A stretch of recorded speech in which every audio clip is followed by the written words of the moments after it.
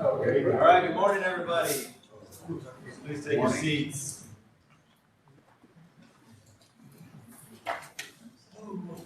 Quick reminder, if you are speaking today and you're not at the lectern, there is a mic over here for anybody that needs to. If you're not, can't speak up, it's very hard for people online to hear us. So if you know you have trouble with that, please use the mic. Would you please do the Sir. Tim Andrus. here? Present. Oh, I'm sorry. I thought you said Andra. Ryan Bale. John Byram. Kurt Campbell. Here. Andra Wision. Present. Debbie Farmer. Charlie Flatten. Present. Aaron Cavazos for Steve Metzler. Terrell Graham. Vic Hildebrand. Here. Tom Youngman. Here. Aaron Teague. Here. Jason Ammerman. Present. Scooter Mangold. Here. Andrew McBride. Here. Daniel Meyer. Gary Middleton. Travis Pruski. Here. Robert Puente. Here. Vanessa Puig Williams. Humberto Ramos. Here. Weldon Riggs. Here.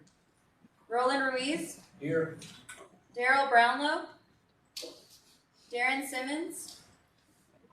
Mitchell Sowards. Here. Jonathan Stinson. Present. Ryan Kelso.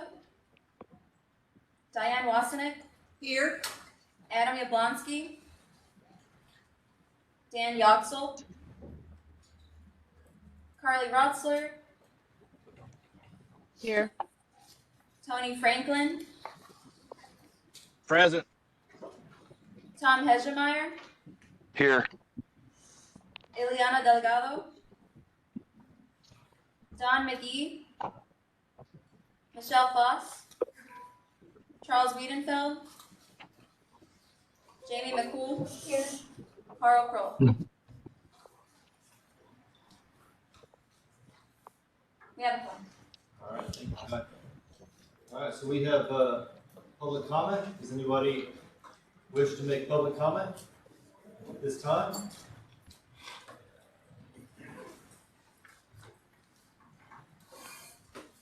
Since we have no public comment, we'll move ahead to item number 3, which is approval of minutes from the previous meeting of the South Central Texas Regional Water Planning Group. Anybody have any comments on the minutes from last time? If not, I'll accept a motion to approve the minutes. To approve. Okay. I have a motion from Mr. Andrus and a second from Mr. Riggs. Thank you, gentlemen. All those in favor of approval, say aye. Aye. All right. Minutes passed by consensus. So moves item number 4, discussion of appropriate action regarding the filling of existing vacancies and vacancies to result from future term expirations and resignations. We did have a retiree, Mr. Tom Taggart, retired on September 30th. He received and submitted his resignation letter to Region L. So we do have a vacancy on municipalities. We need to take an action to make a recommendation, and I'm going to make the recommendation to approve San Antonio River Authority to solicit municipalities' interest groups due to this resignation. So I would look for a a motion to make that recommendation? So moved. Ramos. Motion, do I hear a second? Second, thank you. So this is to fill that vacancy. Are there any comments at this time? If not, I'll look for a vote. All those in favor, say aye. Aye. Again, by consensus, I think we've now given direction to the San Antonio River Authority to solicit the opening for municipalities. Sir, Yes. I might mention that, if you only ask for ayes and then say it's a without asking for noes, it's not a matter of record that there were no noes. But if you don't wanna take the time to do that and you wanna get through it real quickly, you can just say, are there any objections? And then if anybody has an objection, they can object and you don't have to say ayes and noes. Duly noted. Thank you for the comment. So item number 5, status report and communications by Texas Water Development Board. Michelle? Yes.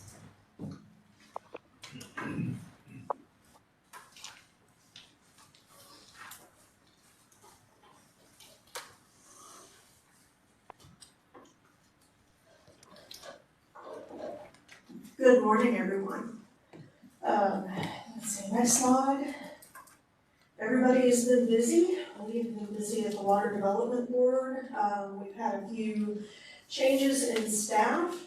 Interim Executive Administrator Ryan McNath was approved by the board to become the new Executive Administrator. And we have a new board member, Tanya R. Miller. Both Mr. McNath and Director Miller come from government backgrounds, including energy and water, and have both served in the governor's office. We expect to see a lot more forward movement on board priorities, thanks to their guidance. IPPs, as you well know, are due to us on March the 3rd. So that's a deadline that we're all working towards. We have a draft regional water plan water supply needs and surplus map. It's an interactive map that is on our website. The link is on the slide in your packet.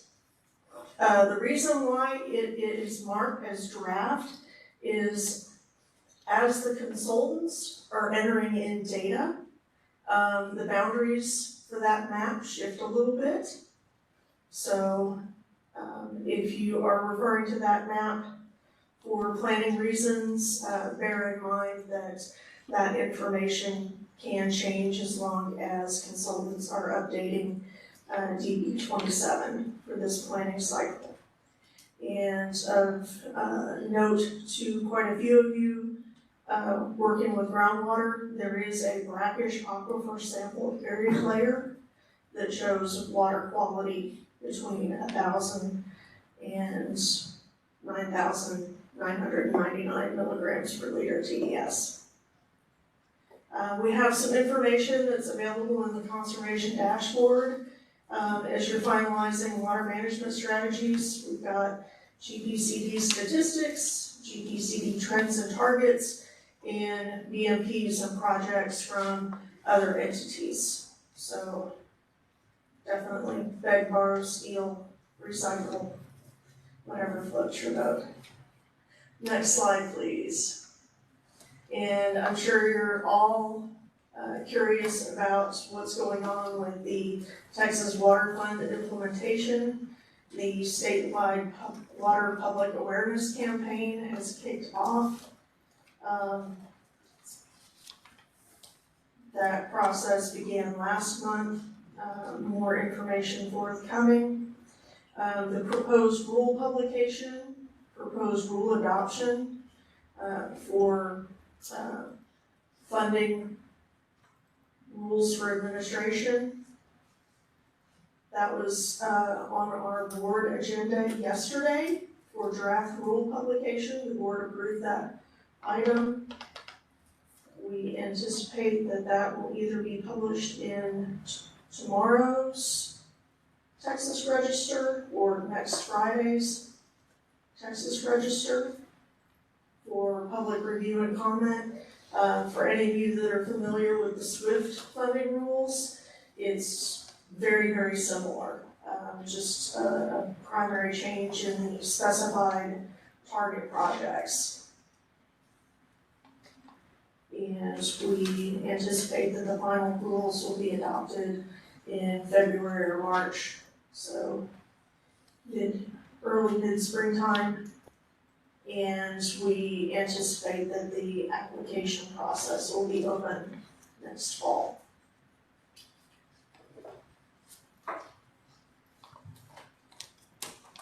And a couple of items that aren't on my slides, the board had a couple of stakeholder meetings this week. There was a stakeholder meeting on Monday from our surface water group, discussing some methodologies that they're currently investigating for enhancing the data that we have regarding reservoir evaporation rates.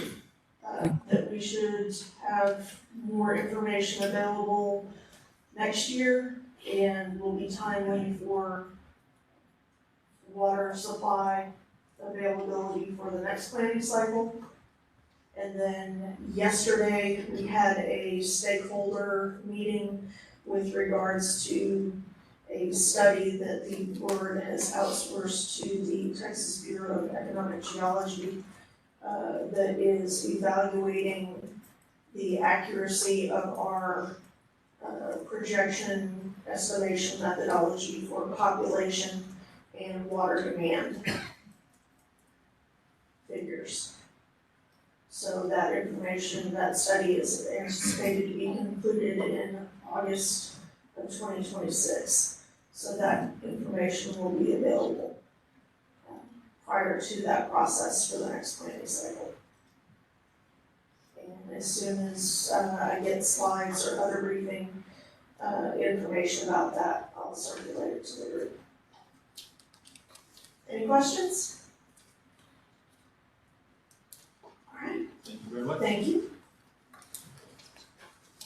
Okay, so item number 6, status reports and communications related to the regional water planning, including reports by the chair, regional liaisons, groundwater management area representatives, and members of the planning group. I'm gonna go first with the GMA 9 update. We had our September meeting, completed a review of the 9 factors according with chapter 36, 108D. Planning to meet again in December on the 13th to review the individual district management plans. We're also planning to discuss DFC tracking and compliance at our December meeting. The joint planning committee will begin holding public workshops probably in February next year on potential DFCs for individual districts. For example, at Cow Creek, we're looking to continue our zero drawdown DFC for the Edwards Trinity Plateau Aquifer, combining the upper and middle Trinity Aquifer DFCs, adopting a separate DFC for the lower Trinity, and adopting a new DFC based on new modeling for the Ellenberger, San Saba, and Hickory aquifers that's located in Trinity County. February meeting will also include a review of current pumping estimates for each individual district. And since the Texas Water Development Board is working on the collaboration process for newly updated Southern Trinity GAM, we're going to look at, once we get those historical models calibrated and turned over to the GMA, we'll begin predictive modeling with our consultants. So, any other GMAs, our liaisons, anybody else have any updates? Yeah, we said it in advance, so I thought we met. Anyone else? Have any regional liaisons here? Running GMA 15, we recently met as a meeting, follow stakeholder meeting hosted by TWPG on revised groundwater availability model for the Gulf Coast aquifer, the central and southern portions. We look to meet again in January in large part and start undertaking the joint planning process. GMA 13 met September 20th. We are requesting that the Water Development Board update based on the calibration model. A number of member districts are requesting evaluation of individual models for SCTRWPGs and to meet the I attended Region K, and they're doing much of the same of what we're doing today, looking at water projects. And the only thing that really stood out to me that I thought y'all would be interested in is LCRA has a project to do desal down at the coast and bring water inland. And they've put the price at $9,600 an acre foot. And somebody asked about that because it was so out of scale with all the others. And they said, oh, well, that's just what it looks like right now. Eventually, we'll be using that water for coastal use and trading it for water up in the central area of Texas, and won't be transporting it so far, and the pipelines are what made it cost so much. So I don't quite understand how they could put that into the plan at that rate, but that's what's going on. Any other updates? Not. We'll move on to item number 7. Consideration of appropriate action regarding presentation by technical consultants regarding schedule and progress updates.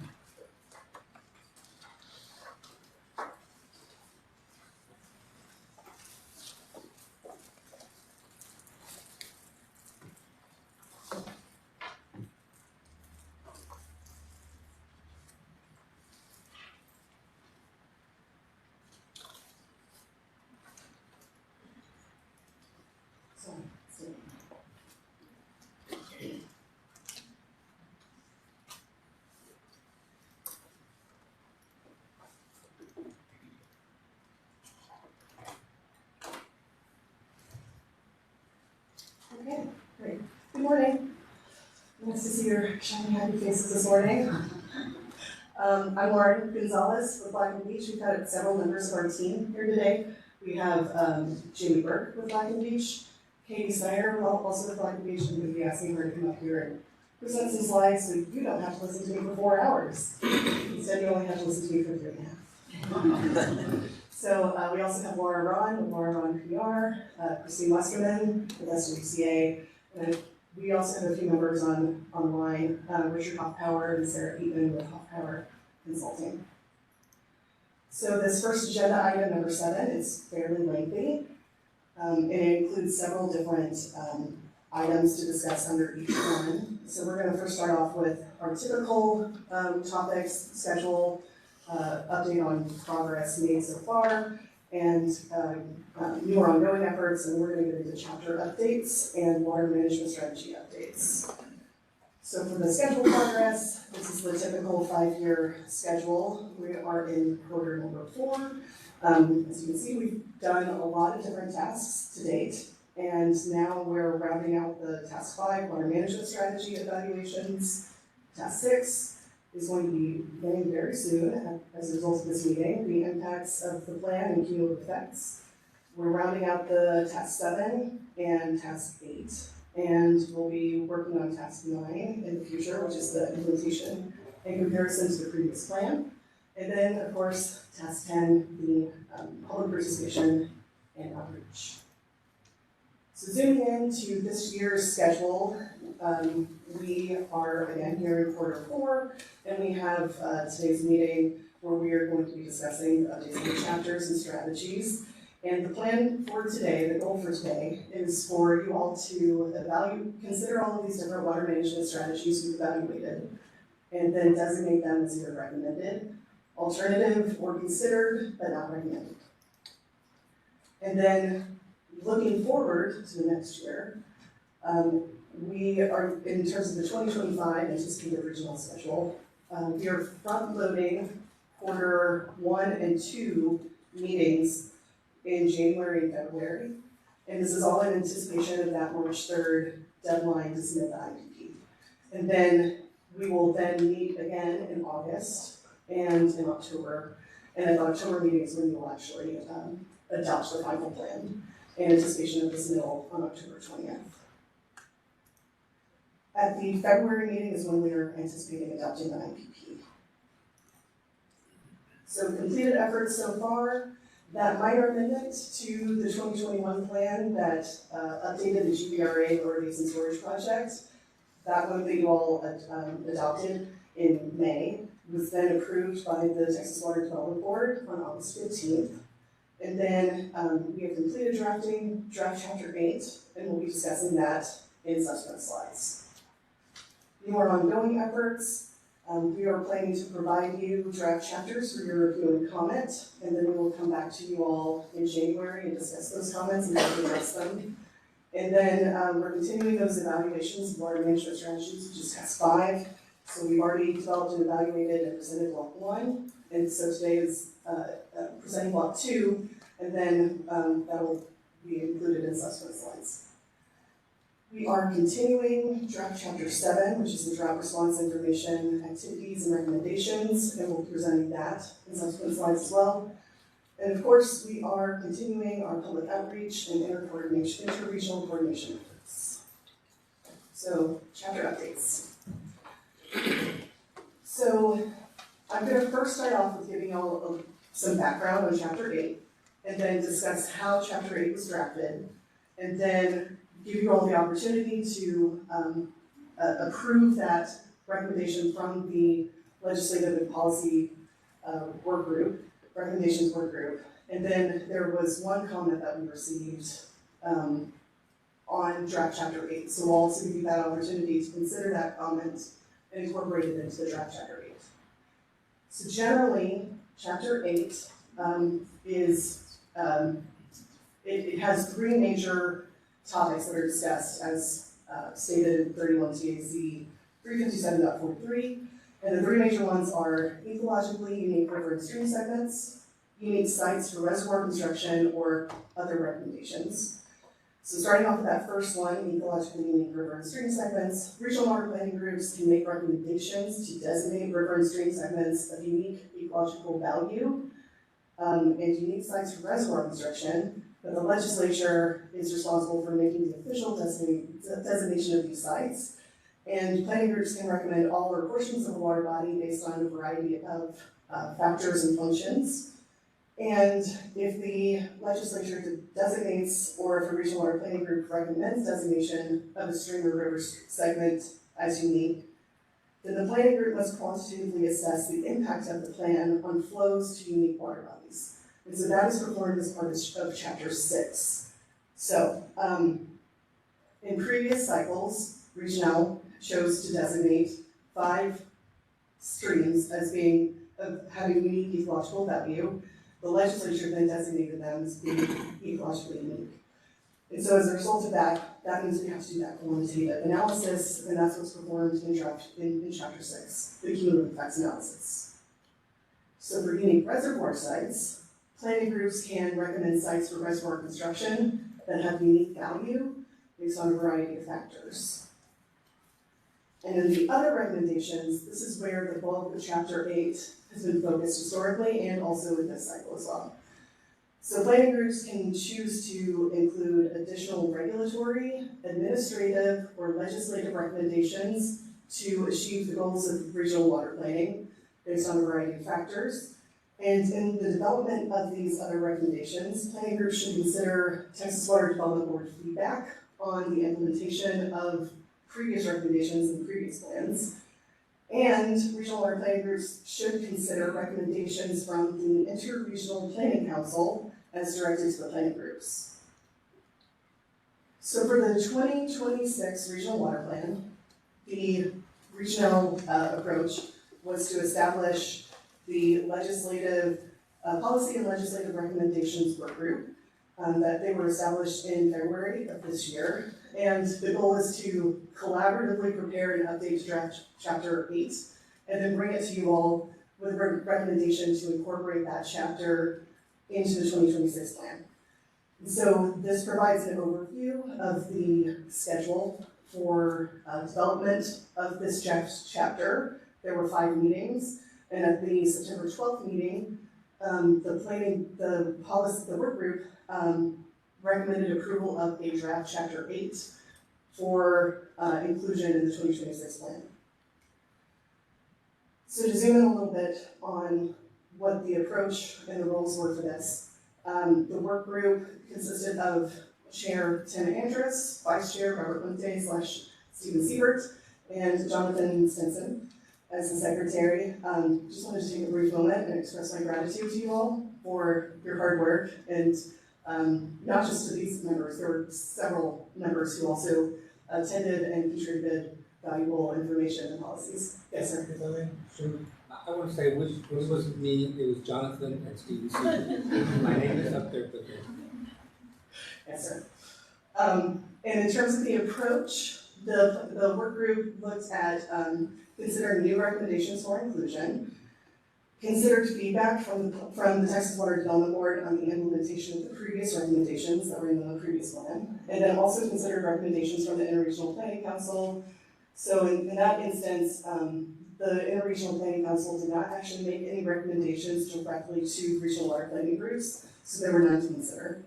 And then we also removed recommendations that were no longer relevant. And so that's where a lot of the time was spent on really streamlining this chapter.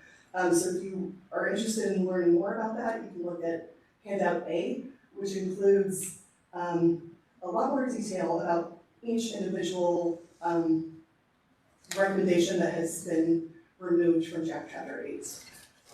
And then draft chapter 8 is included as handout B in your packets. It's at the very end of your handout, your agenda packets.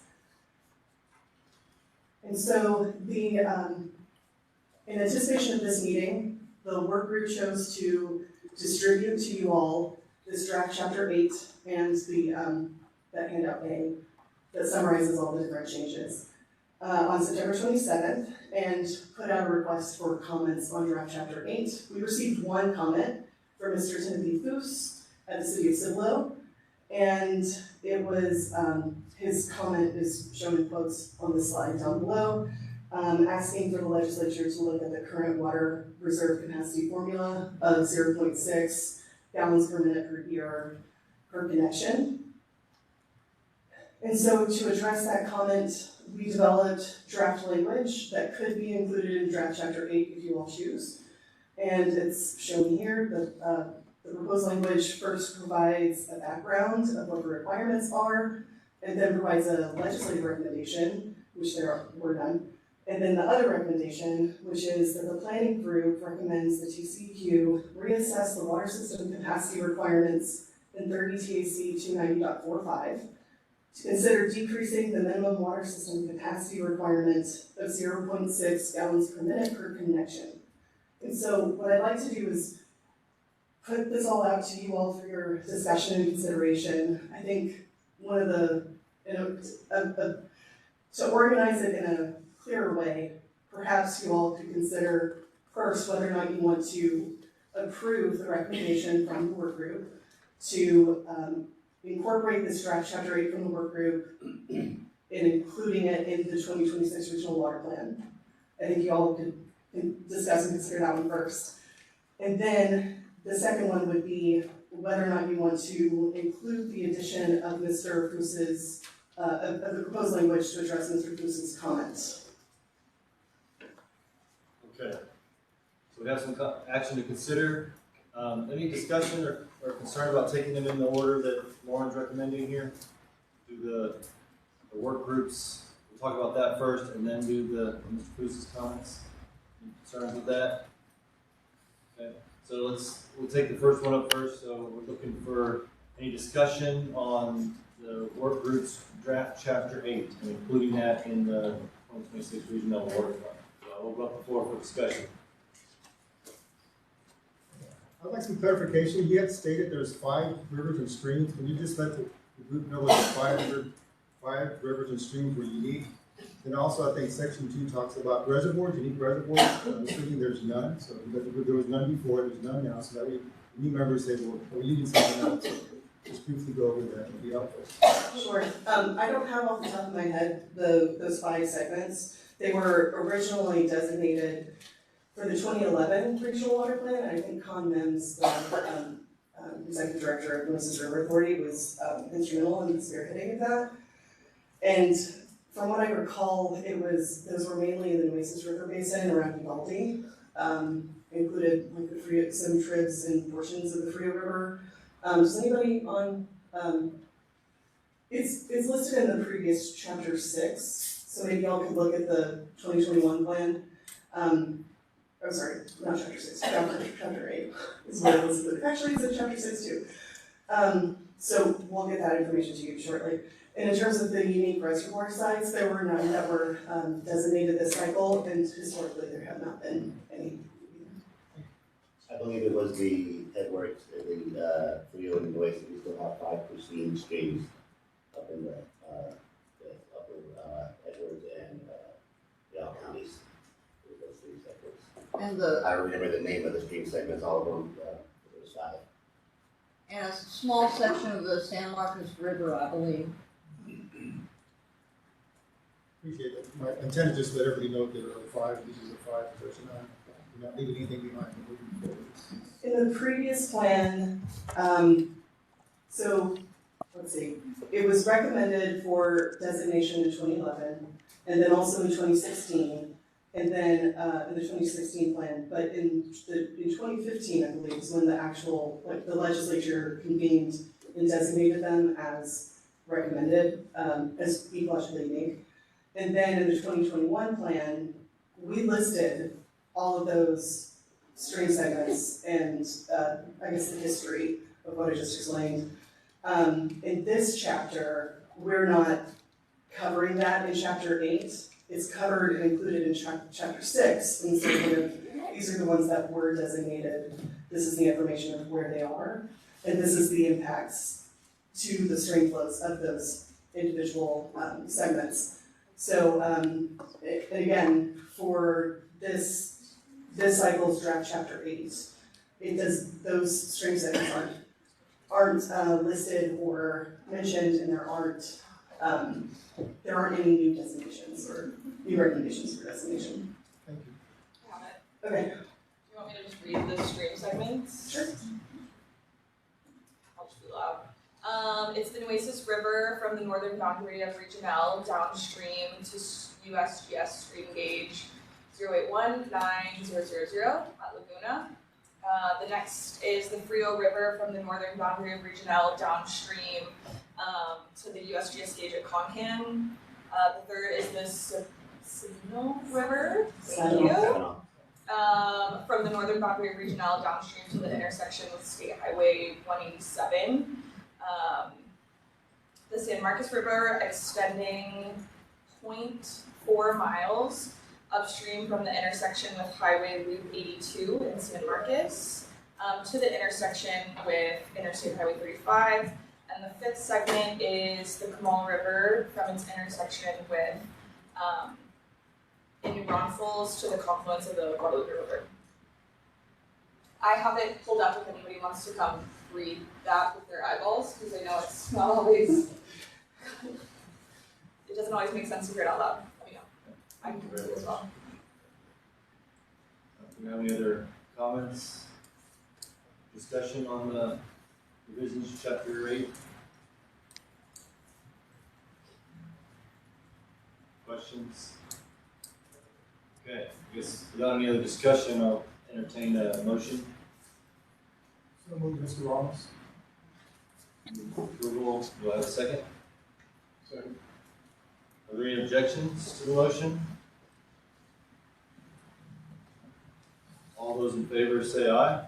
Aye.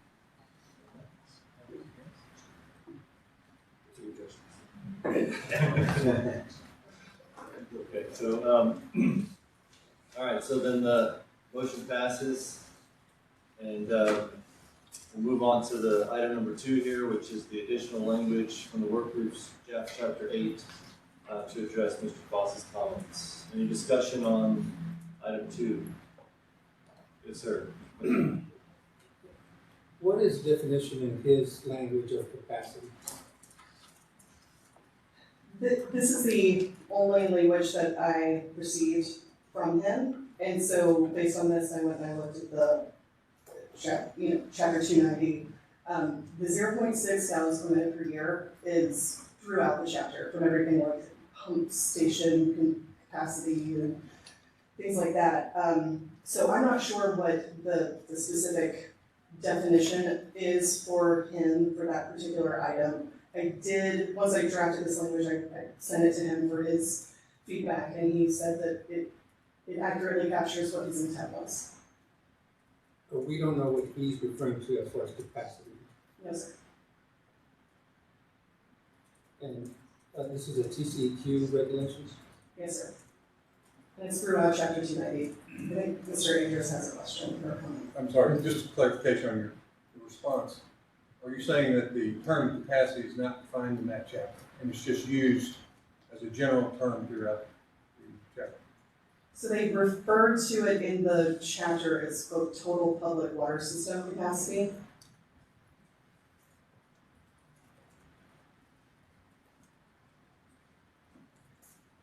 So if you could go back to the 21. So his comment was to ask the legislature.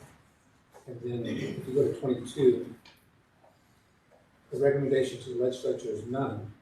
But since it's a TCQ rule, we would be making recommendation to TCQ to change the rule. Yes, sir. That's how I interpreted it.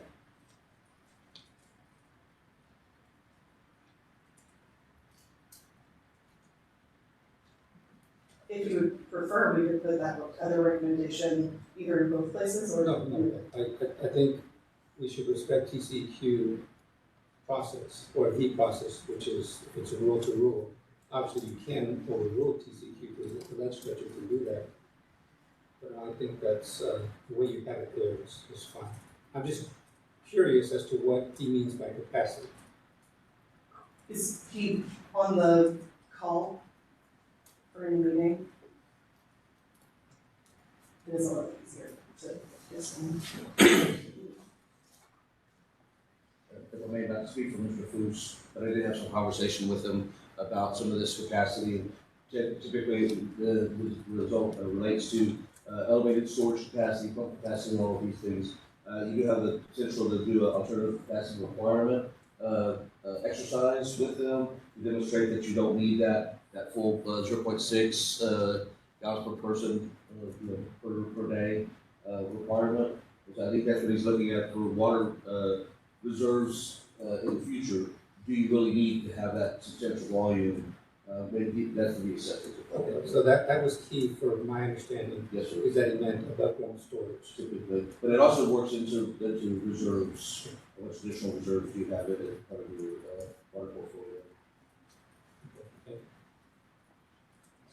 I'm gonna comment. I'm concerned about this only because, again, we have a planning group. The planning group's not familiar with some of the words capacity, which one is some of us are familiar with. And we're asking, and right here it says the planning group recommends, not the full planning group understands, it's not the hard pressed to ask the planning group to make such a recommendation. Is there any way this could be done as public comment or something that within our plan that could say, this is a possible comment that was made that could be considered? Again, this is a planning group, and I feel, I see some of the eyes and they're like glosses that don't have any clue what this is about. I'm concerned about that. Because this is a full recommendation from this group. I think we could certainly put it in chapter 10. Chapter 10 is the summary of public input and outreach efforts, instead of putting it in chapter 8, because chapter 8 really is meant to be a chapter in which the planning group makes recommendations. So that's one option. Another option could be, we could have a separate section within chapter 8 that says, these were topics that were discussed but ultimately not considered for inclusion from the planning group, and here's what they are. So I Yes, sir. don't oppose what he's trying to do, but I do recognize what Humberto is saying about the process. So I think actually this would be beneficial to solve, but there's still a process. I couldn't quite hear what Mr. Puente said, so probably the people online can't hear either. Like I guess I'll paraphrase Mr. Puente, because he was just recognizing that Mr. Ramos was discussing the process or the appropriate place to make this comment, that even though some consideration like this might be beneficial to SAWS, it may not necessarily be something that we want to put in Chapter 8. Is that fair? Yes.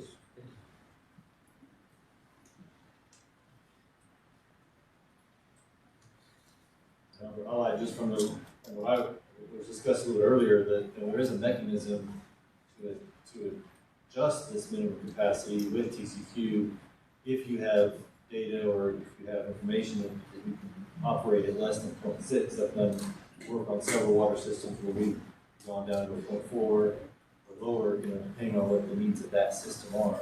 And you go through that process with TCQ. So we do already have a process to look at this minimum capacity. This is just, if you have no data, no backup, this is what you're going to design to.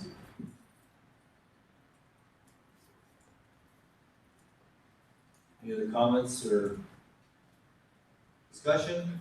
I would tend to think that if there is already a process in place, that we should probably leave well enough alone and let TCEQ handle it, because they're the people that have the ability to analyze what they've been given. Okay, so then, it sounds like that maybe right now, I'm not taking a vote, it sounds like we're all kind of thinking not to put this in Chapter 8. If we wanted to include it just as comment in Chapter 10, what action would we need to do here to do that? It's up to you. I think you could just direct me to do it, or you could take a vote. So Someone can make a motion to that effect that we want to include this in Chapter 10 as a comment. or if you want, you could just direct me to put it either in Chapter 8 or 10, and as I get more time to digest it, I guess, I can figure out where the best place to put it is. All right, somebody brave enough to construct a motion? I mean, if you need, no. But procedurally, if you need one, I would move to table potentially and just wait and figure out at our next meeting, since this isn't timely necessary, as to where we would want it included. I feel uncomfortable including it even as a comment in Chapter 8. So if you need something to get us through the action, I would just move to table. Okay, I'll take that as a move to table. Second. A second, Children. So, any discussion on the motion? Any objection to the motion? All those in favor of tabling, say aye. Aye.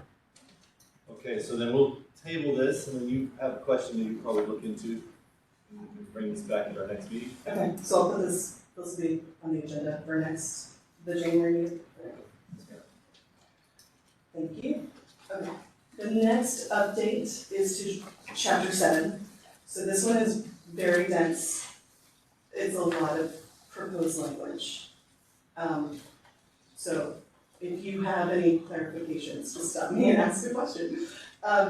So Chapter 7 includes all of these bullet points, all 9 items that must be included in Chapter 7. So Chapter 7 is drought response information, activities, and recommendations. And I'm planning to discuss 4 of these 7 with y'all and list the proposed language. So the first of those 4 is uncertainty and droughts worse than the drought of record. So this is a new component of regional water planning this cycle. So the background is that regional water planning groups address water supply needs during a repeat of the drought of record. So that's looking historically. But planning groups can choose to consider droughts worse than the drought of record. So looking forward and creating forecasts to determine whether what the impacts would be from the drought worse than the drought of record. So the requirement from the board this cycle is to include a separate subsection that addresses 3 items regarding uncertainty and droughts worse than the drought of record. And so the subsequent slides will summarize what those 3 requirements are, and then the proposed language of how we would address each one. And the proposed direction here is we'll include this draft language, this proposed language, unless you tell me otherwise. So the first of those three items to address in the plan in this new subsection is to summarize how the region incorporated planning for uncertainty in the regional water plan and the region's basis or policy for inclusion. If the planning group does not include any measures to address uncertainty, the subsection must include a statement to that effect. So the proposed language is shown here, 3 paragraphs. The first one is basically, we incorporated data from water providers who did their own climate forecasting, their own drought source and the drought record evaluations. And that includes, an example is what SAWS has done with their draft water management plan. The second paragraph is basically saying that the planning group recognizes that there is known uncertainty and considered planning for uncertainty and drought source and the drought record on a regional scale, but chose not to at this time because forecasting tools haven't been able to provide the resolution needed for regional water planning on a regional basis. And instead, the planning group has chosen to develop and include recommendations to the legislature and to the Texas Water Development Board about developing climate models on a regional scale that can then be incorporated into regional water planning. So that's the first proposed language to address that item. Do y'all have any comments or questions about that one before we move on to the second item? Okay. The second item is to summarize the key assumptions, analyses, strategies, and projects that are already included in the plan that go beyond just meeting the identified water needs anticipated under a drought record. And then if you don't include any of these measures, then the subsection must include a statement to that effect. And so this statement is essentially that the planning group considered incorporating planning measures that could address a drought worse than the drought record, like a management supply or safety factor. However, the planning group recognizes that supplies are best understood by the water suppliers and suggests that WUGs consider their demand projections and their supplies reliability to determine whether a safety factor or other planning measure would be appropriate on a WUG-specific level. Therefore, the planning group chose not to incorporate a region-wide planning measure to address drought source in the drought record at this time. Any comments on that one? The third item is to provide a high-level summary of potential measures and responses that would likely be available to us in the event of a near-term onset of a drought worse than the drought record, to provide additional potential capacity to withstand a drought worse than the drought record. And so this language is split between 2 slides, and it's basically, this paragraph just summarizes what that item is, and then this slide provides a list of examples of demand management and water supply measures that could be implemented by WUGs during a drought worse than the drought record. Are there any questions about this one? Getting through these quicker than I thought. Okay.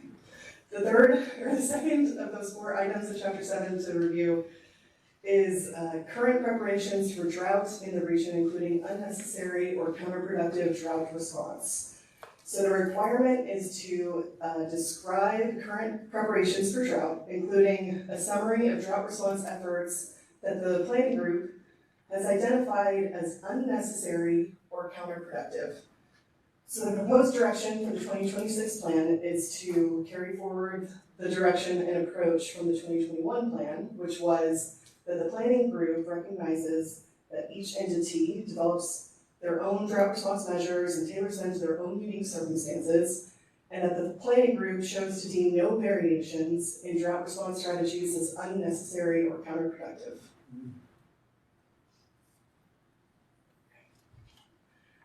So then the third item of those 4 is to discuss other drought-related considerations and recommendations. This one is a little bit long, this is over 4 slides. And so it is the Regional Water Planning Group must consider any relevant recommendations for the Drought Preparedness Council. So the Drought Preparedness Council wrote a letter specifically to Regional and to each individual region that included recommendations, and these, the DPC included 3 recommendations to Region L, and they're summarized here. And the first recommendation is that the planning groups, they encourage the planning groups to consider planning for drought source and drought record. And so I included language similar to what I described earlier, which basically chose not to incorporate it at this time because current forecasting tools have not been able to provide resolution needed for regional water planning on a regional basis. So instead, there's a recommendation in draft chapter 8. The second recommendation from the DPC encourages regional water planning groups to incorporate projected future reservoir evaporation rates in their assessments of future surface water availability. And this one just describes that current water availability models look in the past at historical reservoir evaporation rates. And if forecasting to, if the WAMs incorporate projected future reservoir evaporation rates, then that would be the mechanism for the planning groups to actually consider future surface water availability. And the third DPC recommendation encourages regional water planning groups to identify utilities that have reported having less than 180 days of available water supply to the TCEQ, and then performing an evaluation required by 31 TAC 357.42G. And the response is that we already do that. We are already including that list in the plan and already evaluating which potential alternative water sources would be available in the event of water supplies becoming temporarily unavailable. Are there any comments on that? And so the fourth and final item in chapter 7 is the development of region-specific drought conservation plans. So the requirement is to develop at least 2 region-specific DCPs, and the proposed direction for the 2026 plan is to incorporate what we did in the 2021 plan, which was to recognize that supplies are best understood by the water providers themselves and suggest that they review DCPs that their water providers have adopted, or reviewing DCPs that are included in the plan as examples. So rather than saying, here's a model, we would like you to follow it, it's more like, here are examples, here's one from SAS, which is primarily groundwater, here's one from Jugere, which is primarily surface water and groundwater, and then here's another one it's actually the EAA's critical period drought management plan, and it was included because it applies to municipal, industrial, and irrigation users. Does that proposed direction sound all right to you? Okay. We're done with chapter 7. Can you go, I'm sorry, can you go to page 29? So I can, and I'm sorry I didn't bring it up at the time, but water supply measures, we have decided that non-revenue water, lost water, for us is a potential water supply. And so I would ask for consideration of something in there that says pursue non-revenue water initiatives, pursue water loss initiatives, something to that effect, so that we all recognize that this issue of non-revenue water, lost water, is a big issue, and we need to recognize it and almost consider it a future supply, potential future supply. Yeah, we could definitely do that. I think when I first read this item that we need to address, I interpreted it to mean if more like in the near term, if the drought worse than the drought record happened, what are the short-term tactics basically that an entity could deploy. I think the water loss is more of a long-term strategy as opposed to a tactic. I'm happy to put it in here. I just wanted to make sure we understood like the differentiation in my interpretation. Yeah, you're absolutely correct, because obviously the last bullet there is very, very expensive, and that's really, I mean, that's dire if you have to do that. So I understand your point. So would you still like it to be included No, here? no, I understand your point, so, because So to Mr. Fuentes' point though, if a water supplier wanted to pursue, you know, typically in times of drought, you have system cracks, leaks, breaks, in your transmission lines, so putting in, you know, an accelerated maintenance and repair program during that period would kind of fill that gap. I'm happy to put it in, if that's what you want. thank you, thank you. Is that a yes? You wanted it added? She talked me into it. Okay. Yes.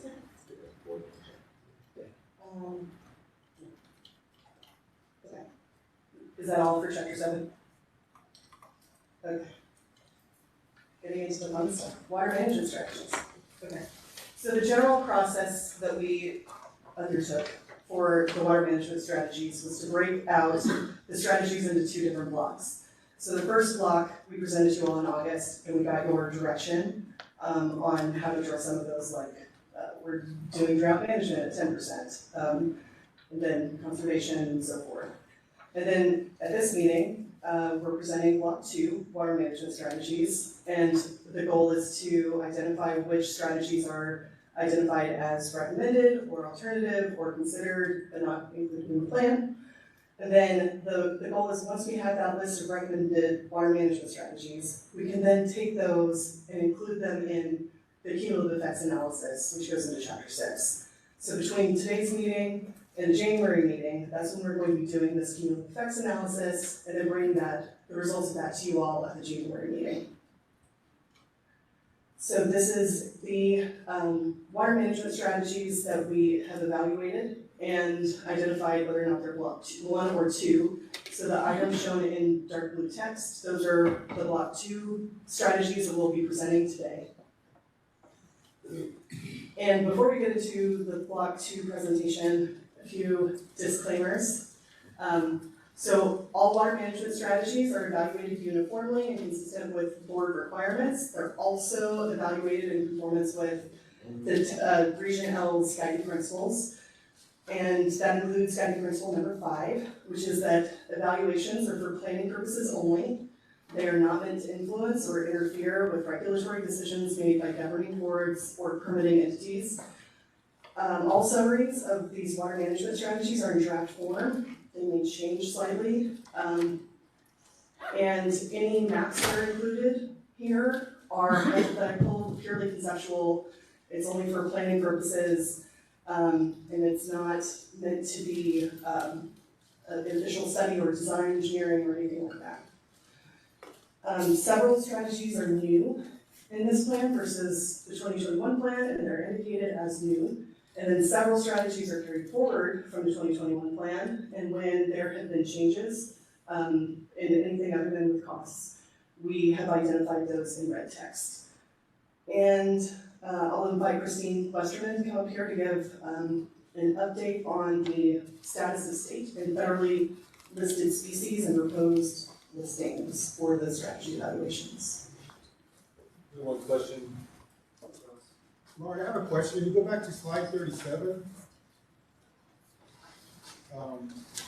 You say that INP considers which water management strategies as recommended alternative water management strategies. Isn't that up to the WUG, and then the WUG determines that this is going to be the recommended strategy, and then you basically say, okay, that makes sense. You know, the WUG has the sponsoring entity is one that determines what it is. It's not really the planning, right? It's actually the planning group chooses to decide, and in later, at the beginning of the next agenda item, I included the guiding principles that were related to water management strategies, and there is a guiding principle in there that says something to the effect of, we will take the sponsor's requested designation into consideration, and I don't remember the exact terminology, but it's basically saying we're incorporating that.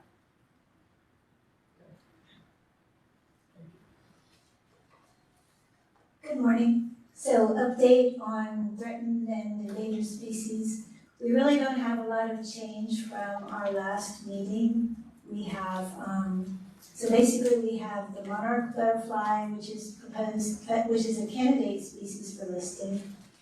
We have the tricolored bat, which is proposed endangered and has a pretty wide range, so it could affect a lot of the area that Region L covers. And then we have East Texas mussel species, which probably won't be a concern for Region L. We are hearing that decisions on those listings may be made by the end of 2024. So depending on the timing of that, we may be able to update some of those status, that status information for our plan this year, but we'll just have to see what the Fish and Wildlife Service comes out with. And I wanted to let you know also, in case you aren't aware, that the Bexar County and surrounding county karst zones were recently updated by the U.S. Fish and Wildlife Service. We do have that information, so we are including the updated karst zones in our analysis for this 2026 plan. Are there any questions? When you say an updated karst map, you mean changes in where it is found are being made? So the karst zones, they were expanded in general based on geologic review by the Fish and Wildlife Service. And then the karst zone 1 designates areas where the endangered species have been found. And so those have been updated based on new biota survey data that was submitted to the Fish and Wildlife Service. Okay. Anything else?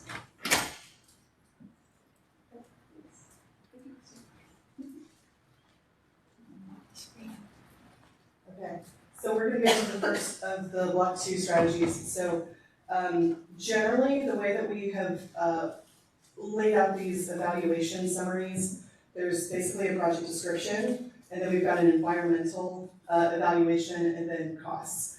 Some of these, we're gonna start off with those umbrella strategies that include a lot of different projects under each one, a lot of different sponsors, basically. And so these are gonna be a little bit, it's gonna take a little bit more time to get through them because there's so much information associated with the umbrellas. And then when we get into the more named strategies like GBRE Water Secure or the CRWA Wells Range Phase 3, Phase 2, it's just a few slides for each one. So Edwards transfers. So this is essentially the transfer of EAA groundwater permits between willing sellers and willing buyers. And the permits with irrigation use types would be transferred to water user groups that already rely on Edwards VSC aquifer supplies for either municipal, manufacturing, mining, or single electric uses. And the transfer potential, meaning the volume that we could actually show is being transferred to these different entities, is all subject to unrestricted EAA permit volumes and subject to EAA's rules, Edwards Aquifer Habitat Conservation Plan, the Critical Period Management Plan, and any other EAA forbearance programs, i.e. this is the transfer potential represents what would be available during a repeat of the drought record that can be transferred from irrigation to any of these other water user group use types. For the purposes of this plan, we are only transferring them, we're showing that they're only being transferred from irrigation to municipal. So it's not going for any manufacturing or livestock or steam electric uses. So there are 20 different sponsors that would fall under this strategy, shown in the table to the right. The source is the Edwards VSC aquifer. The yield for all these 20 is 15,212 acre-feet per year, and that's in red because it's changed from the previous cycle. And the implementation date would be 2030. The components would include conversion and transfer of these irrigation permits for other uses, and integration components, meaning how do you integrate that water supply into your distribution system. And so this is slide 1 of 2 that shows the strategy yield for each of those 20 entities. Again, the total is 15,212, and what we did here was keep the volume stable throughout the planning horizon. So if an entity had a need of 15,000 or 1,500 acre feet per year in 2070, we went ahead and just included it for 2030 and onward. And here's slide 2 with the other 10. And these are the environmental and cultural considerations. So you'll see this slide with all these various water management strategy evaluations. And we break it down according to the different categories that it was the water management strategy evaluation work group in the previous cycle identified. And then the assessment rating legend is ranges between 0, 1, and 2. 0 is not applicable, no concerns, 1 is minimal concerns, precautions recommended, and 2 is additional studies are recommended. So for this particular strategy, it has a 1 for minimal concerns because it's transferring water that would be used for irrigation to municipal homes, so that's why there are impacts to agricultural resources. And these are the estimated costs for each of these different entities. These are the annual costs, and it was developed using an average unit cost of $3,160 per acre foot per year, and this includes integration costs for facility upgrades to integrate that water into the distribution system. And here is the second slide with costs. And that is the end of Edwards transfers. Yes, sir. Just a point of clarification, and I don't want to mess things up, but on the slide where you're showing transfers, you showed Schertz and Selma, and the source county is Medina County. And I just want to make sure that are you showing that water is going to move from Medina County to those areas upon transfer? Because if so, that can't happen. Right. Let me double check that. Because we talked with Mark Freeberg about all this to make sure that the approach was sound and in accordance with everything. And you're right, you can't cross that Cibolo Creek line. Let me make sure that I've got the correct source county there. Okay. And if it is indeed the Medina County, then those volumes would be reduced. Otherwise, if this is Comal, if these volumes actually came from Comal County, or from their county, then we would just keep these yields the same. But I'll definitely take a look at that. Thank you. Okay, fresh groundwater development. This one is also very dense. I need to make a few statements ahead of this discussion, and that is that, as you all know, we cannot include strategies in the plan that exceed the MAG. And the MAG is broken out by county, basin, units. And so a lot of these strategies are actually MAG limited, meaning an entity may have requested 10,000 acre feet per year for a strategy, but the only amount we could give them is 7,000 acre feet or something like that. And so the way that we calculated that was by taking all of the requested yields and then taking the amount available up to the MAG, and then doing a pro rata reduction for each entity. So, fresh groundwater development is for water user groups that rely on groundwater or or they requested inclusion of a groundwater project. And we split these out into 2 different categories. Expand groundwater use, which doesn't require any facility upgrades. It's mainly permitting changes. And then the second category is development of new wells. So that includes facilities. And so the project sponsors are shown here in this table on the right. The source also varies, the yield varies, and the limitation decade varies, and the components also vary, but generally it's wells, well fields, pumps, piping, storage tanks, water treatment plants. So these are the 5 entities that have that are shown as having strategies under this expand groundwater use. So this doesn't include any costs because it's just revising their permits.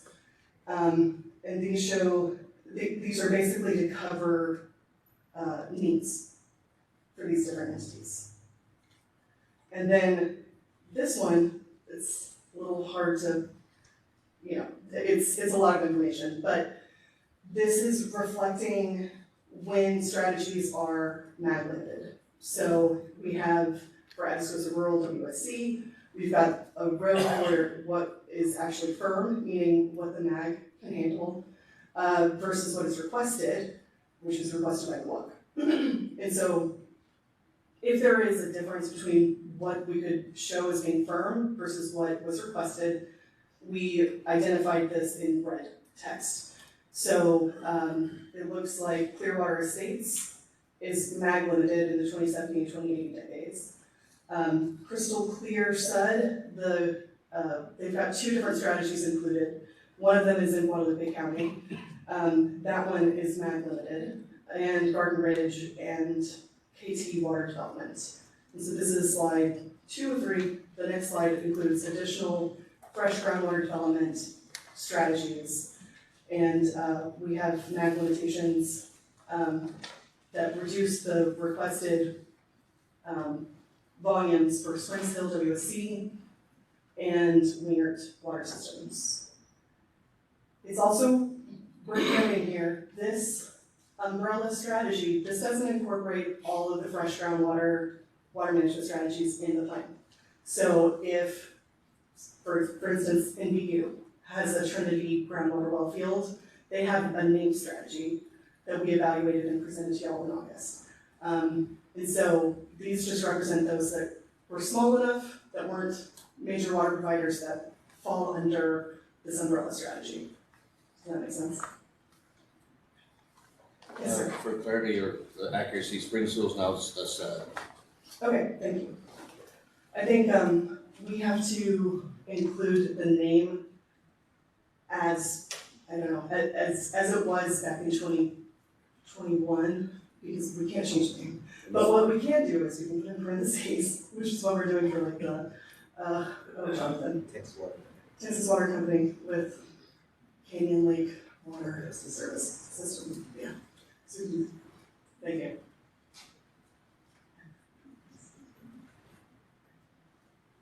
All right, and here are the environmental and cultural considerations for each of these. And here are the cost estimates for each of these. Another thing that's worth noting is there's a handout, it's handout C, we're not there yet, but it's in your agenda packet. It is the last page of your agenda packet, and it includes a table of all the different water management strategies, and it summarizes the environmental considerations. It also summarizes the final decade firm yield and the total cost of the project and the annual unit cost associated with those. And so, all along that way for you. Okay. Moving on. So, brackish groundwater development. This is a new strategy. And so this includes brackish groundwater projects for WUGs who requested inclusion of a brackish groundwater project. It includes projects with source water having concentrations of 1,000 milligrams per liter or more of TDS. And the project sponsors are shown here on the right.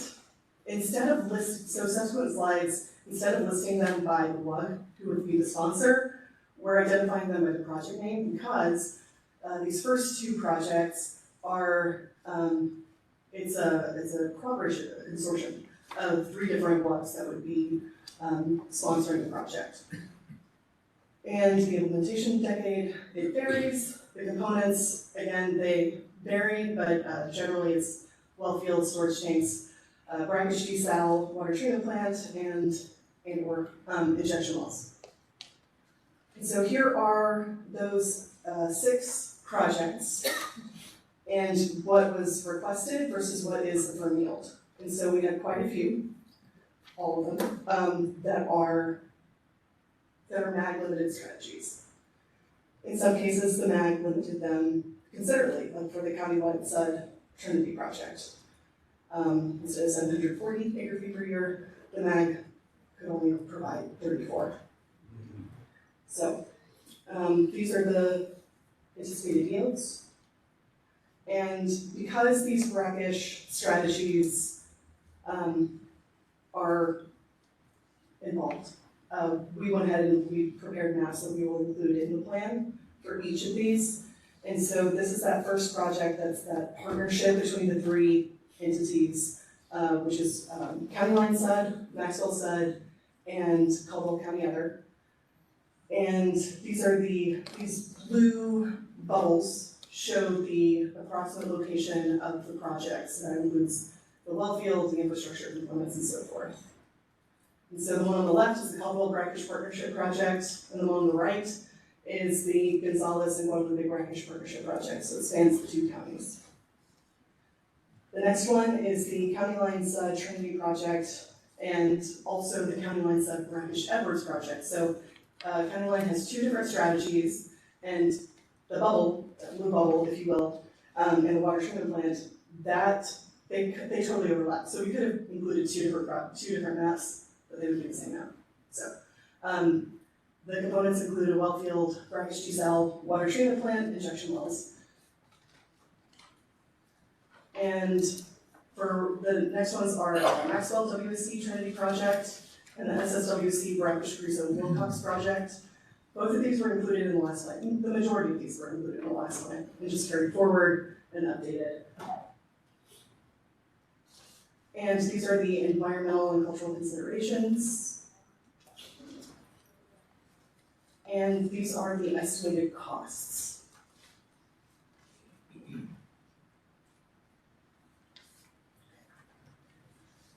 The next one is groundwater conversions. This one's very short, and that is because it is, this is sort of it's a flexible strategy where we would kind of do similar to what we're talking about, what we're doing for the Edwards transfers, which is it would, the water management strategy is intended to meet needs for water user groups by transferring existing irrigation use type permits to another use type. So it would basically be reducing the supplies for irrigation to then transfer them to these different entities. And so this will vary based on the needs balance after water management strategies once we get there. And that is the environmental and cultural considerations. And that summarizes groundwater conversions. Okay, I'm going to invite Katie Snyder up here to give you a break. I'm happy to listen to me. Actually, there's a question online. Oh, okay. By Ms. Fred Williams. She's asking where in Hayes County is the Wingert Water System Project? Could you repeat the question? Oh, the question from Ms. Williams is where in Hayes County is the Wingert Water System Project? And so that one's a fresh groundwater, correct? We don't have a map for that one prepared so far. I think with this one, this wasn't, this is an example of a strategy that wasn't specifically requested by Wingert. Instead, it is, the map that we would end up including is actually just a point. And the point would be within the CCM. And it would include just the development of new wells that would be drilled and then be incorporated into their existing distribution system.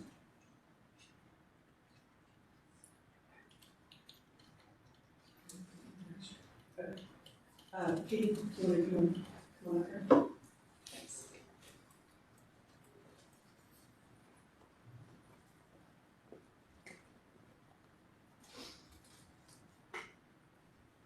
All right, so I'm going to cover a couple of these water management strategies, starting with facilities expansion. So facilities expansion is a water management strategy that's intended for the expansion of water-related infrastructure, but without any additional supplies. So these strategies, supply is tied to existing surplus, or it's tied to a different water management strategy, and this is just the infrastructure that'll help deliver that water. So we have 13 of these projects. You can see them in the table here. It includes the sponsor, project name, and implementation decade. That all varies. Here are the environmental and cultural considerations. So we have minimal concerns for vegetation, land use, and agricultural resources, as well as cultural considerations, and then additional studies are recommended for aquatic resources and threatened and endangered species of concern. And here are the yields, the capacity of the expansion, as well as the projected cost for the facilities. I have 2 slides here. Some of these for capacity of expansion, you'll notice say NA, and that's because it's not going to supply any additional supply like a booster pump station. It will just help convey and transfer the water.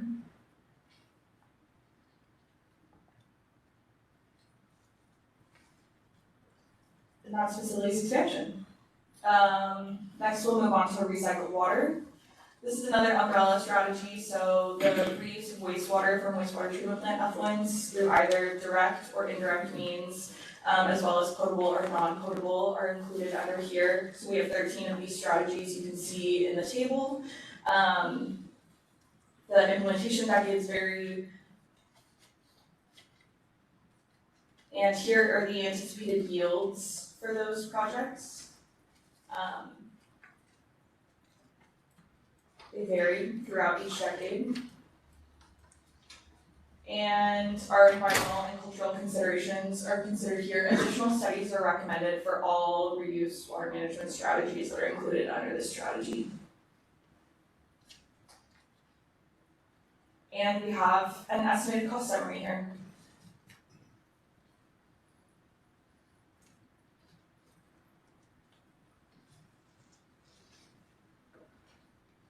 And that is our recycled water management strategies.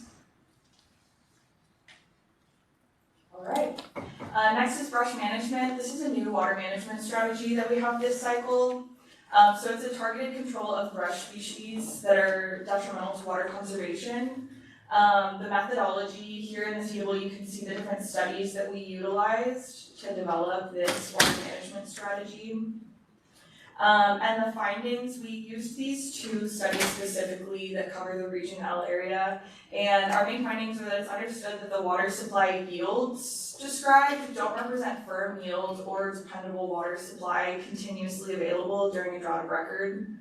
And so we have a couple of questions from our findings. Is the yield firm? And the answer is no. These studies required an annual rainfall of 18 inches per year.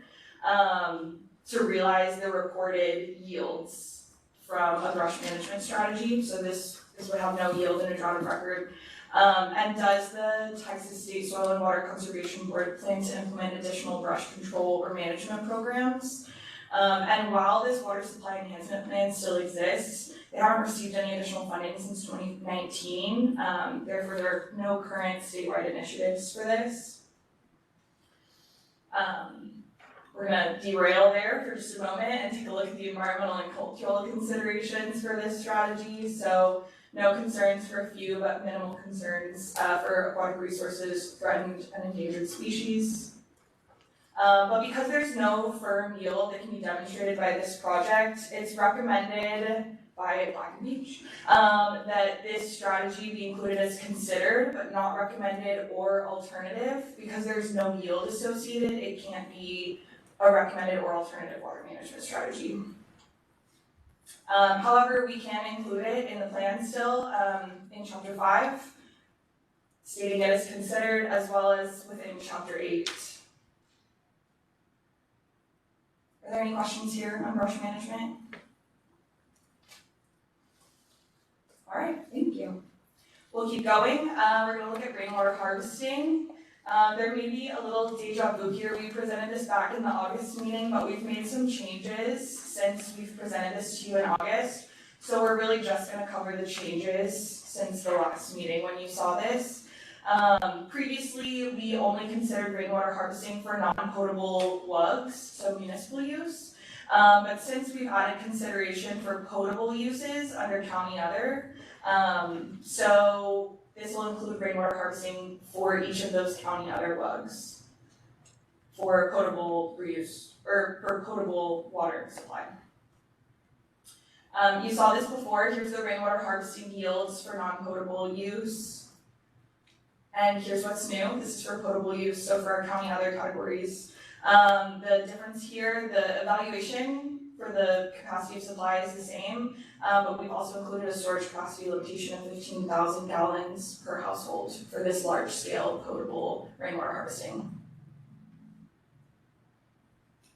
Environmental and cultural considerations are shown here for you. Mostly done.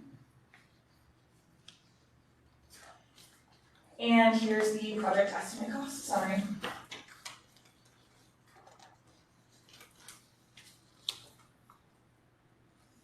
All right. Moving on, we're getting into some of the more, go ahead. I'm sorry, I have a question regarding that.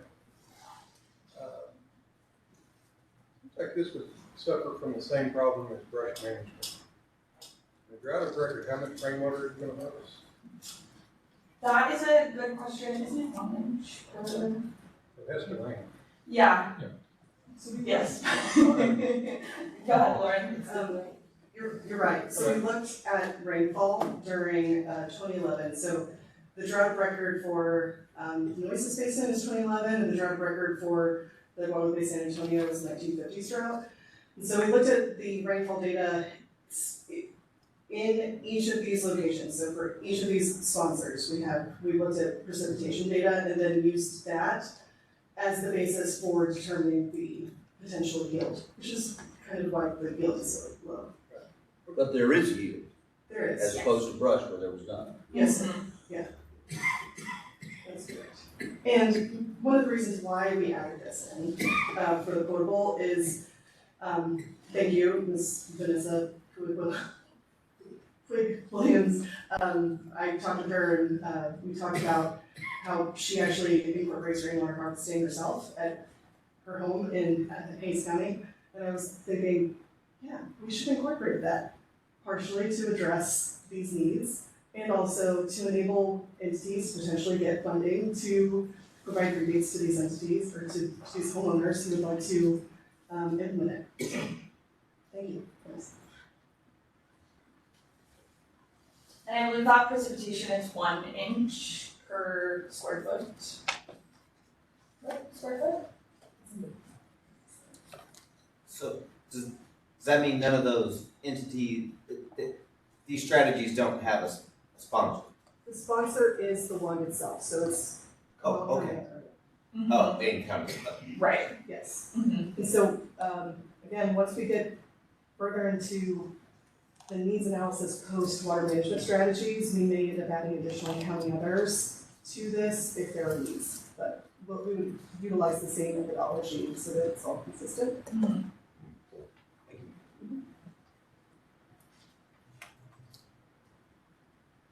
All right, so the Canyon Regional Water Authority expanded Brackish-Carrizo-Wilcox project is next.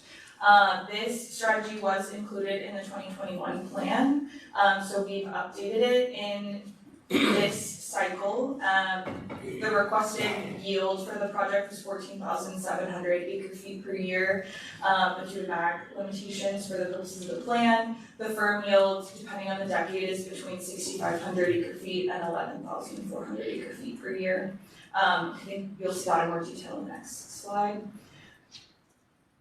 We have a map included here, and its implementation decade is anticipated for the 2040 decade. I believe in the last plan it was anticipated to be in the 2030 decade, so it was pushed back. Here are the environmental and cultural considerations. So additional studies required for most categories. And here is the project cost estimate summary. We received a comment from you guys in the past to add the annual unit cost as well as the annual unit cost after debt service. So we've added that to all of our summary slides for the WUG specific water management strategy evaluation. So that's the last two rows in the table here. I just wanted to point that out.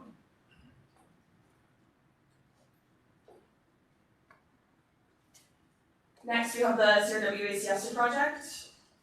This project was also included in the previous plan, and there were no major updates to the strategy outside of the cost that we updated to use this cycle's uniform cost model and bring it up into September 2023 dollars. So a yield of 5,042 acre feet per year implemented in the 2060 decade. Here are those environmental and cultural considerations, very similar to what we just saw.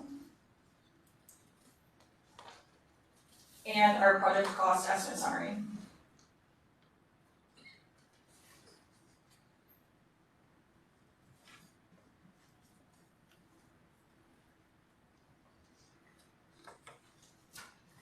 Next is the SCTRWPG Wells Branch 3 Phase 2 project. So this was included in the previous planning cycle. There have been a few changes. So we've updated the water management strategy to reflect those.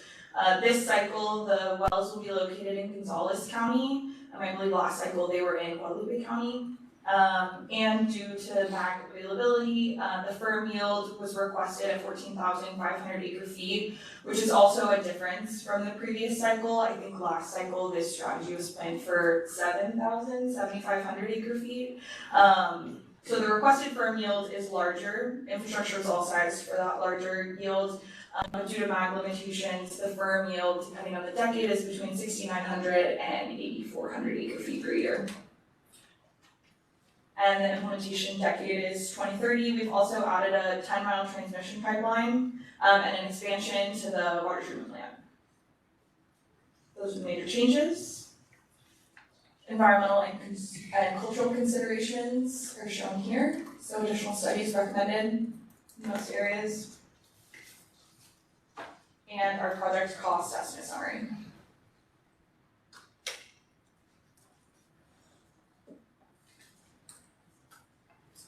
And that's your break from Lauren. I'm going to pass it back over to her, unless you have any questions. A comment from Mr. Flatton. How were the acre foot cost of rainwater computed? $25,000 per acre foot seems impossibly high. For rainwater harvesting? Yes.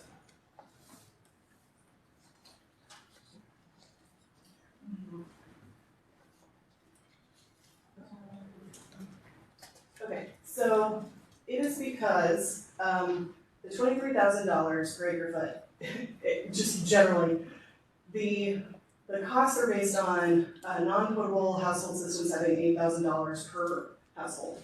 And then the potable household system would be $21,000 per household system. And that's because the potable has additional infrastructure, larger, UV filters, and also has larger tanks. And so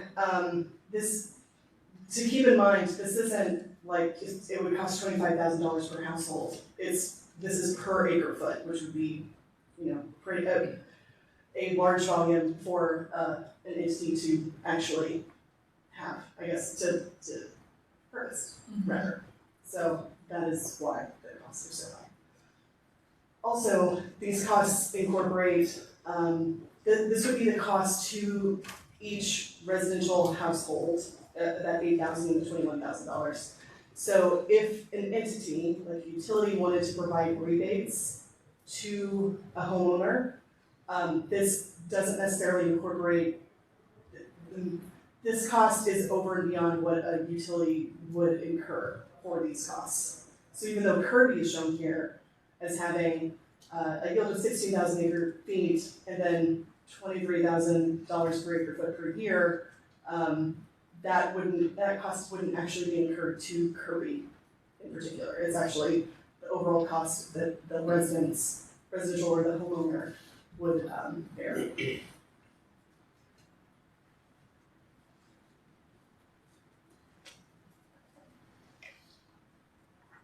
Lauren, this is Vanessa. One additional question. Can you hear me? Yes. So these costs then, I guess you're saying, are borne by the homeowners. Are the counties that are, I guess, technically sponsoring these rainwater strategies, like, where are they a applying for funding somewhere to eventually kind of provide rebates or incentives to the homeowners? Because I'm not aware of that like being a possibility under SWIFT. So is this just more of like a kind of a placeholder for the strategy then? Just to be aware of it in the planning versus like an actual way to get funding? You know, that might be a question for Michelle in terms of whether or not this could be a mechanism for obtaining SWIFT funding. If County Other is the sponsor, could another entity who qualifies to apply for SWIFT funding, could they then apply for the funding under the County Other WUG sponsorship?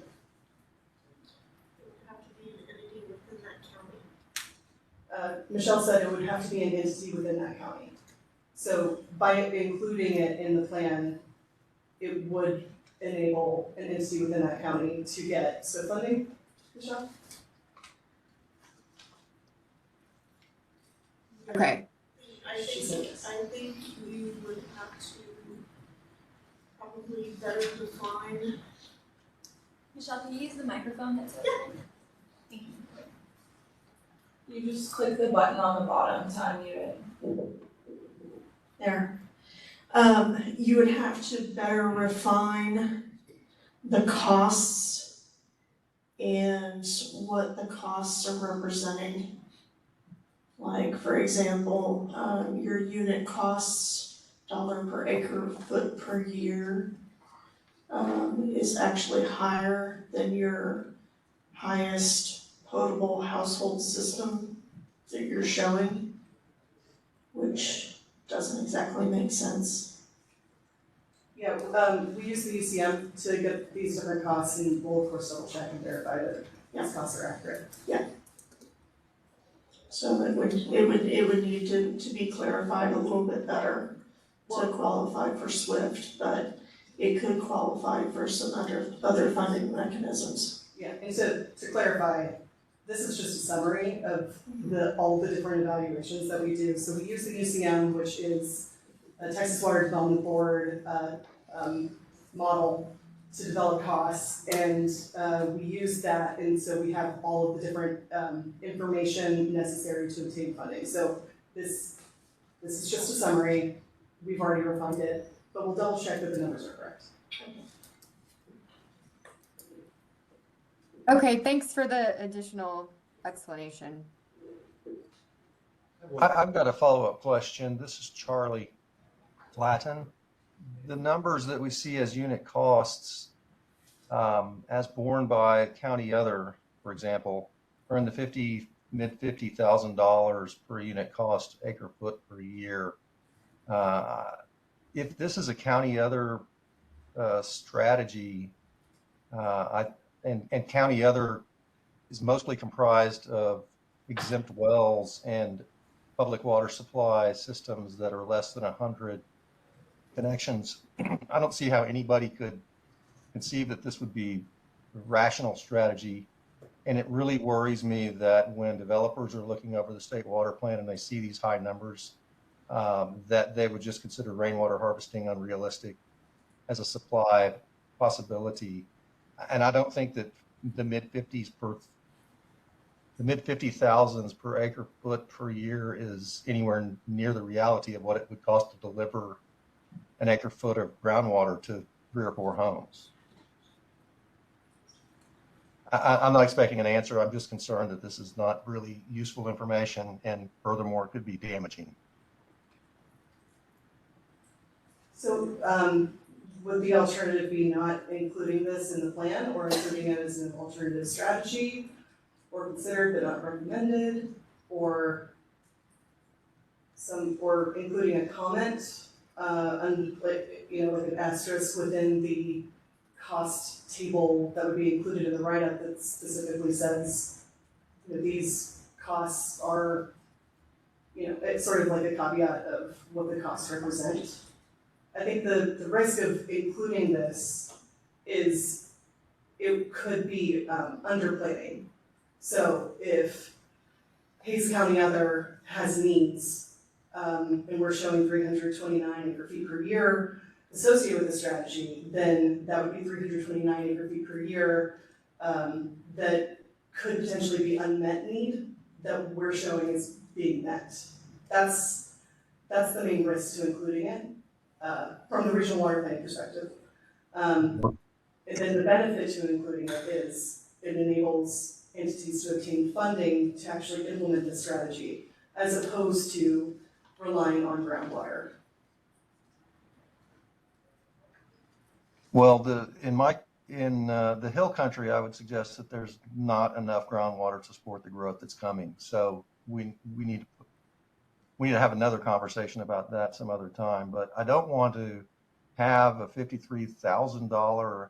I don't think it's realistic to have a $53,000 unit cost for rainwater harvesting when nobody would ever pay that in the first place, and anybody who's looking for future development would look at this number and say, oh, well, groundwater is practically free compared to that, and then they drill a well and their well's dry. In other words, it's not going to, I can't imagine, I think I could call 10 rainwater harvesting professionals and get quotes that are quite a bit lower than $53,000 per acre foot. That might be what it costs to build out the system, but you're going to have that system for at least the entirety of your mortgage. So I'm not sure what the uniform costing model really looks like, and maybe that's where the problems are. So we're saying that the household system would cost $21,000. So if you owned a home in Hays County that was not connected to potable water at all, and you would otherwise drill a well, instead you could pay $21,000 to install a potable household system. So that's when you're saying you would, if you called these different rainwater harvesting companies, I think $21,000 per house would be more in alignment with what they would be quoting. Does that make sense? Sure, but that's a one-time cost. It's not a per year cost. Correct. And like I said, we will double check our unit costs and make sure that this data is accurate. Yeah. Yes, sir. Rainwater is really the only realistic long-term water supply source for most of the hill country moving forward into the future. And I don't want to impede development because we've got some numbers that inaccurately reflect what it could actually cost to develop and deliver rainwater. That's my main concern. Okay. And I think Mr. Sunstone was going to ask, have other regions implemented this? And the answer is yes. So Jamie Burke, who's on our team, she included it in Region K last cycle, and I think Adam Connor with Reese Nichols is here now, and he's including it this cycle. Do you have any comments, Jamie, that you wanted to add about rainwater harvesting? I would just say that it's I would just say that, yeah, I think part of that unit cost, and we'll definitely go back and check them, but part of that's coming from the assumption that maybe you're only getting 11 inches or whatever that particular year. So an acre foot is going to cover several houses, so several systems. But we will look at that.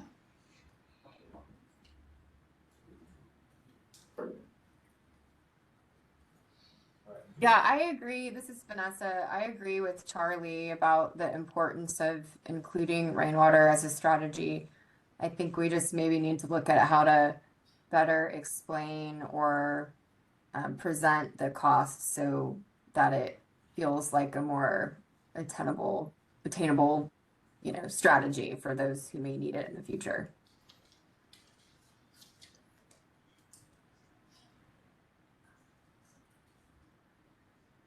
Okay, so one thing that we're planning to do this cycle, a little bit different than last cycle, is for the name strategies, we include, so when I say name strategies, I mean like the SCTRWPG Wells Ranch 3 Phase 2 project. That's what I'm considering a name strategy.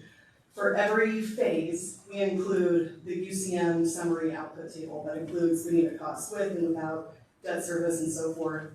And we include them within the write-up of the chapter. So it might be like 5.2.21 is the section, and it might be 20 pages long, because it includes the project description, the available yield, the environmental and cultural, and cost and implementation considerations. It includes all 5 of those sections per strategy.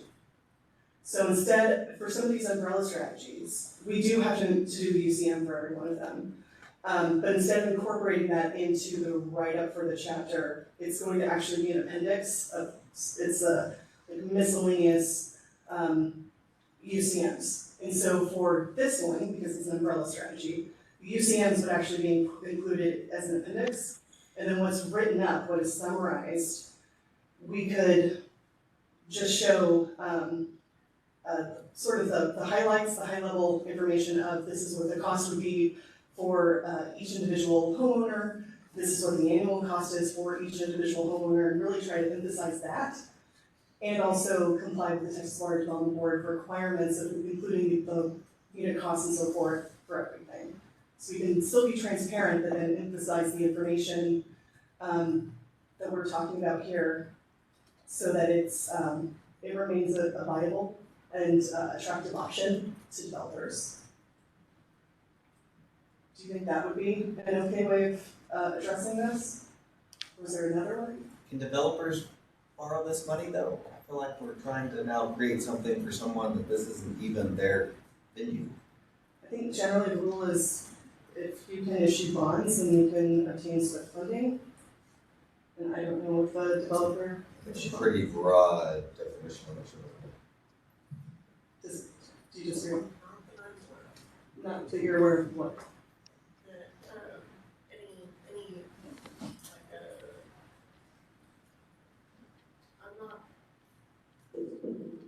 I'm not aware of any development company that has ever come in and been awarded SWIFT funding. It's always been municipality, utility, water provider. Or river authority. Or river authority. We were all provider. I think the idea was more for the rebate idea for the governmental entities. It's more of a rebate idea for the governmental entities, but the TWPB for costing purposes makes us include the full cost of that strategy to be able to supply water, so.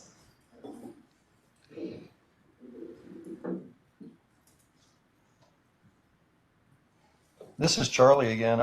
I'm just not sure I'm aware of any county other entity user group that has the agency to plan for this sort of rainwater harvesting or any sort of, frankly, any sort of new water management supply system, because most of them are exempt well unit, individual exempt household well unit users, or tiny little public water supplies that have a hard enough time keeping their pipes in order.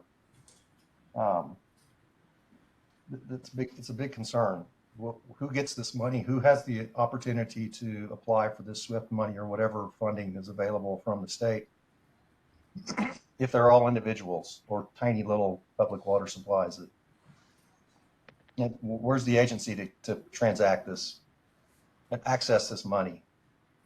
Can a GCD create a program? A GCD or something. They could give money out for rainwater harvesting systems.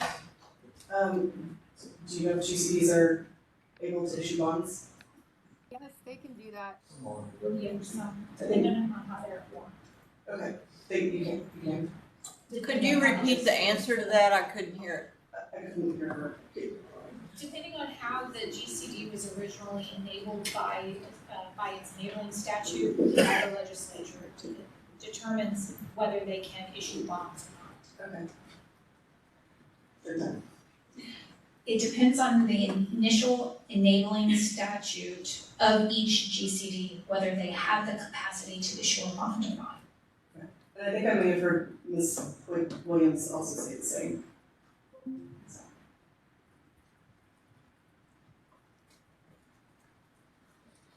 I'm not aware of any GCDs in the Hill Country that have the staffing capacity bandwidth or financial wherewithal to do a bond issuance. Seems more like a county capability.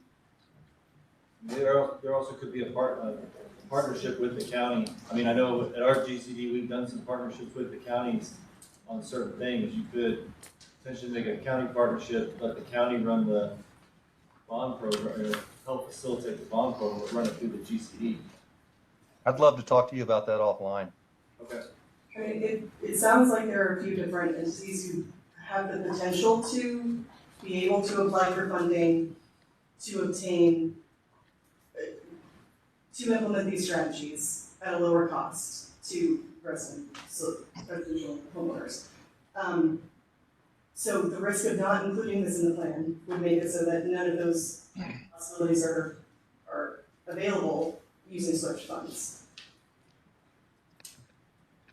I just express a feeling here, not a motion, but my feeling is, based on this conversation, that this falls well into the area of an alternative strategy, not recommended, but more than considered, and that you then should use the technique you described earlier to put in the explanation and the costs and how it was calculated and so forth to make sense of these numbers.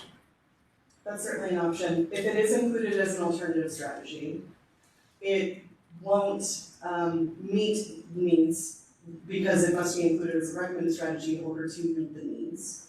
So just imagine these Hayes County others, that means their needs are going to be higher. And then also, if an entity like a GCD wanted to apply for funding, they would then need to pay for an amendment to the plan to get that alternative strategy changed to a recommended strategy, and then they could apply for funding through SWIFT. And what does that look like? It would be similar to what we did with the GRA Water Secure amendment that we did earlier this year, where they come and request that we pursue the amendment, and then you all get to decide. Not a high bar. And then pay a few tens of thousands of dollars to amend it. And then it goes through you all again to approve the amendment, and then the Texas Water Development Board passes the amendment.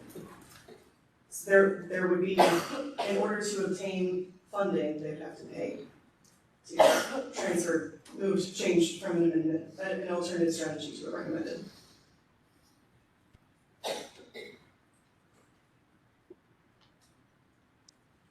There's a question from Ms. Quade Williams. Warren, did you say that Division K has rainwater as a recommended water management strategy? It was included as a recommended strategy in the last cycle, and Region K. Region K. Okay, thank you. And then Adam, it is going to be included as a recommended strategy in this cycle, is that correct? We had it in our scope of work to look at. Okay. We haven't gotten that far yet. Okay, so Adam said it's in the scope of work for Region K for this cycle, but they haven't gotten to the point of recommending it yet. Yes, sir. I tried as long as I could. So, I mean, I guess I have a broader question. Is our goal trying to have no unmet needs? Because Ghost of GBRA Pass got in trouble for overplanning. And now I recognize that the scarcity of all of the resources, I don't think any of us are overplanning. But the fact that none of the entities that are responsible for large or water supply management strategies are burning. I don't know that anyone's asking for this. So to Mr. Soward's comment, I think I would be more comfortable having an alternative. And then if an entity really were wanting to do this, that raises the feasibility and they need to clear some hurdles, because I would hate the ledge to think that rainwater harvesting may be solving our problems. Because it's in the plan when actually there's no entity that's actually looking to deploy those.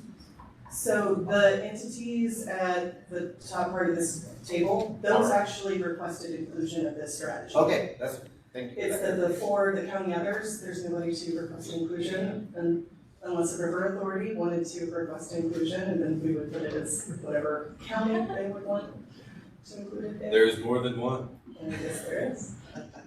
Noise delivery. Yeah. So yes. Mom pays quietly.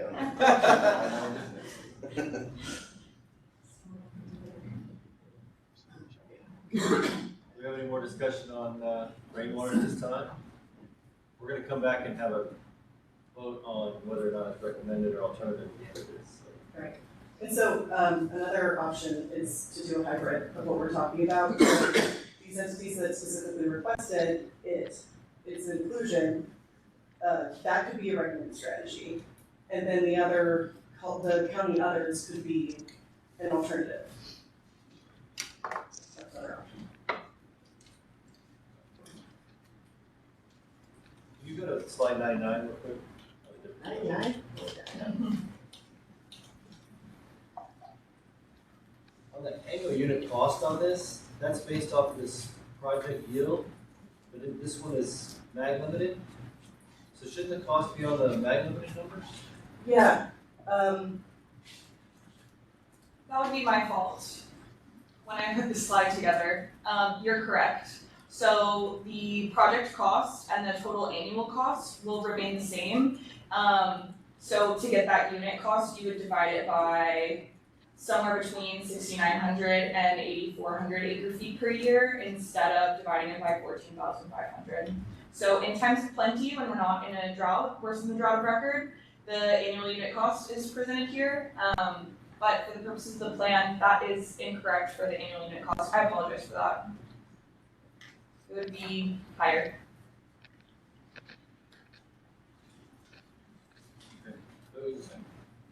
Please. Okay. Moving on to number 20, GBRA Lower Basin New Appropriation. This strategy was included in the previous plan. It has changed slightly, so the project includes diversion of surface water from the Guadalupe River in Calhoun County and then storage in a new off-channel reservoir for OCR. The main change from last cycle to this cycle is the storage volume. So instead of, I believe it was a 150,000 acre foot OCR, it's now 50,000 acre foot. And that also reduces the yield. We already did the water availability modeling, updates to determine that the yield is 26,500. The implementation decade is 2040. The components include the 50,000 acre foot OCR, intake and pump station, and a short transmission pipeline. The environmental and cultural considerations have an assessment rating of 2 across the board. And these are the costs associated with the strategy.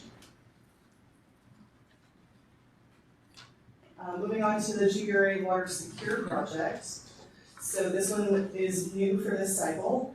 However, lots of components will seem familiar to y'all, and that is because it is kind of a combination of 2 strategies from the previous plan. The GBRA Mid-Basin Phase 2 project from the last plan, and the GBRA Lower Basin Storage project with additional components.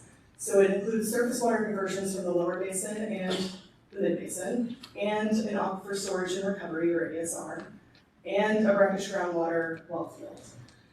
The project spans the lower basin and the middle portions of the Guadalupe River and the Guadalupe River basin, and then wheels the water over to the I-35 corridor for delivery to customers. So again, the project sponsor is GBRA, and shows the sources are shown here. That lower basin surface water diversion, the mid-basin surface water diversion, and then the brackish groundwater from the Carrizo Wilcox Aquifer in Gonzales County. It also includes an OCR. This one is 60,000 acre feet, also in Calhoun County. This would be in addition to the lower basin new appropriation that I showed in the previous strategy. It also includes this 194,000 acre foot ASR well field in Gonzales County. The yield is mag limited for the brackish groundwater portion, and so the firm yield is between 113,000 acre feet to 125,000 acre feet, and the requested amount is at 125. The implementation decade would be 2030, and the components are listed in the next few slides. So because this project spans the lower basin and the mid basin, we had to split it up into two different maps. So this map shows the lower basin and the components shown here. That 60,000 acre foot reservoir in the 2,562 acres that's going to convey the surface area of the actual OCR. Includes an intake and pump station and transmission pipelines and transmission pump stations. If you look up here at the top left, this yellow triangle near Lavaca County, the next map is going to show that same triangle in the bottom right. So that one there. I'm sorry? You make Gonzales County. I said near Lavaca County. Oh. It's into it. In Lavaca. Sorry. Do it. Oh, I see the county lines. Anyway, so yes, there's that one. And then this shows the intake and pump station on the Guadalupe River and a pipeline up to this water treatment plant. This one would be a conventional water treatment plant of 140 MGD. And then there's also this ASR well field, and that includes 24 ASR wells, pumps and pipelines. And then this brackish well field in the Carrizo Wilcox of 12 withdrawal wells and 6 injection wells. And there's also a brackish desalination water treatment plant for 14 MGD. And the orange lines indicate raw water, and then the blue lines indicate treated water pipelines. And so the strategy also includes a pipeline going from these water treatment plants north and then to the west to deliver to all these different customers. The environmental and cultural considerations are 2 across the board, and these are the costs. Is there a question? There we go. Sorry, I just wanted to point out that the threatened and endangered species, federally listed species, should also include karst vertebrates and golden chick warbler. We missed putting those on the slide. I apologize for that. While you're up, can I ask you, is there a category higher than 2? No, there isn't, but this is definitely a much more extensive project. And if we had a higher category, it would go into it. Well, actually, I wasn't asking for this one, but you're right. The one I was curious about is the Little Maxwell one near the San Marcos River. I want to talk to you about that one later because there's a couple of sink springs and rattlesnake springs with flying salamanders in them right next to where that is. Yes. What is the relationship between this strategy and previous 2 appropriations? My understanding is they're separate. Totally separate. Or both could be implemented. The lower basin's new appropriation still has the water. It still has the what? Waterland. Pending? Okay. It scared me for a second. I was like, oh no. I just wanted to make sure. That was my understanding too. So what Jonathan said, it was online, what Jonathan said was that the lower basin new appropriation, the previous strategy, number 20 that I just presented, that one, the water right is pending for that one. But you all have the water rights for water secure. Storage of that water is permitted different than the storage associated with it.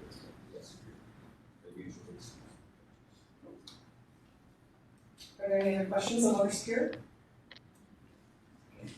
Time check, are we going to keep going? I don't know, it's 11:30, we've got 8 more strategies to go through.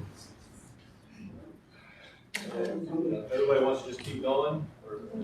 I think we'll probably end up having to take a break just because of the next agenda item of actually designating them as recommended or alternative or considered. We want to take a little break now, finish the strategies, and then take a break. Is there any consensus here? I think there are 4 more strategies left in the slide deck. Let's go through the rest of these, and then we'll take a 10-minute break. Okay, great. So, the next one is number 22, Medina County Regional ASR, and this one is new to the plan this cycle. And so this is a regional water supply project that includes a new ASR well field in northeast Medina County. And then it also includes interconnecting pipelines. So all of these little blue squiggles, these are interconnecting pipelines between these various water user groups. The project sponsors are Nancy, WSC, and East Medina County SUD. The source for phase, so this is broken down into 2 phases. The first phase, implementation decade would be 2040, and then the second phase would be 2080. And so in this first phase, the source of water would be Edwards BFC aquifer water, either as a result of their existing, all of like this consortium, this partnerships, existing EAA permits, or through the Edwards Transfers water management strategy, where they would transfer water from irrigation use times to municipal use. And then in phase 2, it would include, again, Edwards BFC aquifer water, and also maybe the Medina Lake water during during wet periods, basically storing that excess water in the ASR for use during a repeat of the drought record. The storage is a 50,000 acre-foot ASR in the Brackish Trinity Aquifer. Again, that would be in this, this blue bubble up here in the northeast portion of the county. The yield is 12,500 acre-feet per year. Each phase would have a 6250 yield in each of those 2 phases. And then the implementation decade is shown there, 2040 for phase 1, 2080 for phase 2. And then the components are shown here. Phase 1 would have 10 ASR wells, and that includes 1 monitoring well. And then phase 2 would have 9 ASR wells. There would be a conventional water treatment plant. It would be a new 18 MGD water treatment plant for phase 1. And then phase 2 would be an expansion of an additional 18 MGD for a total capacity of 36 MGD. It includes transmission pipelines and also all of those little squiggles that show the interconnects and pump stations. And the strategy yield is shown here. Went ahead and also showed the planned volumes that would be sold to all of the different entities. For purposes of the plan, we're just showing Yancey, WSC, and East Medina County SUD as being the sponsors, but all these other entities from number 3 onward to number 10, they would be purchasing water from these for purposes of the plan. It may not be, they may end up going in together as a partnership, kind of like what ARWA has done, but for planning purposes, this is how we're showing it for now. And in terms of environmental and cultural considerations, we have a 1 for vegetation, land use, and agricultural resources, and then 2 across the board for the remaining categories. And this is the cost estimate summary with an abundant service. And that is all from the Medina County ASR. Moving on to Victoria ASR. So this would be a new ASR well field in the city of Victoria. This is a strategy that was carried forward from the previous plan. There are no changes shown here. It includes 165,000 acre-foot ASR in the Gulf Coast Aquifer with a yield of 7,900 acre-feet per year. The implementation decade would be 2030.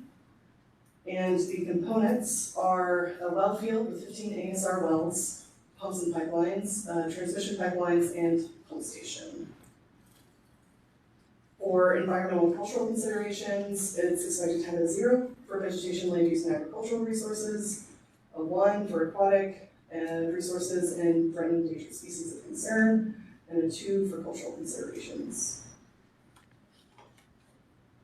And this is the cost estimate summary for the Victoria ASR. Moving on to Victoria Groundwater Surface Water Exchange. This is also carried forward from the previous plan. This would be an amendment to the existing surface water rights that Victoria holds that would authorize diversion of additional surface water from the Guadalupe River, because their water rights are firm, or partially firm, rather. So diverting additional water from the Guadalupe River and then offsetting that by withdrawing groundwater and discharging it into the Guadalupe River. And so the sponsor would be Victoria, and the source is the Guadalupe River, offset by Gulf Coast Aquifer groundwater in Victoria County. The yield is 8,544 acre-feet per year, because that's basically the amount of their existing surface water rights that could potentially be amended to allow for this.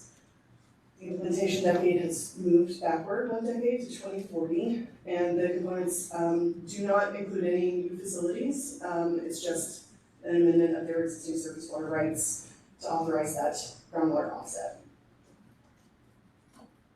And these are the environmental and cultural considerations for this strategy. And the cost estimates. And again, because there are no costs associated with this, like infrastructure costs associated with it, the annual cost with and without debt service is the same. Because there would not be debt service to cover the cost of these facilities, because there are no facilities. And then, this is actually the last water management strategy, so we could do it. Weather modification. This is a new strategy for the 2026 plan. It includes cloud seeding with sodium chloride or calcium chloride prior to a desired rain event to increase precipitation and suppress hail formation. The project sponsors are irrigation lugs in Atascosa, Bexar, Frio, Carnes, Medina, Uvalde, and Wilson counties.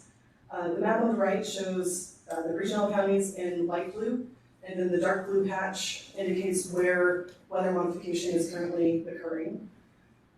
The source is the atmosphere, and the yield is 99,700 acre-feet per year. This amount is taken from a report that was performed by the South Texas Weather Modification Association in 2011. And so for this area, the vast majority of this area is has a drought record of 2011. So by looking at the 2011 report, that serves as a reasonable surrogate for what would be available during a repeat of the drought record. The report did the meteorological modeling necessary to determine what the precipitation would have been had they not done cloud seeding versus what it was as a result of the cloud seeding. And so that amount is shown here, that 99,700 acre-feet per year. And that's, the report provides that amount per county. And so by summing that amount per county within Region L, that's how we determined the 99,700 acre-feet per year. Implementation decade is 2030. And the components include airplanes and associated infrastructure and operating expenses. This is the strategy yield by water user group for each of those entities, each of those ones. And the weather modification, environmental and cultural considerations are shown as 1 for the majority of these. And for threatened and endangered species of concern, it's listed as 1 due to potential adverse impacts on aquatic species because there's application of this, these chemicals, the calcium chloride and so forth, into the atmosphere, which could eventually move their way into aquatic flora. And these are the cost estimate summaries with and without debt service. Just with debt service. And that concludes agenda item 7. Okay, I have 142, 145, I'll take a 10-minute break. 11:42, sorry, 11:42. So we'll take a 10-minute break back here at 11:55. Okay, just to clarify, you don't want a break for lunch, you just want a 10-minute break and then go back. Here, we're going to keep going. Everybody good with that? So we'll take a short break and then keep going.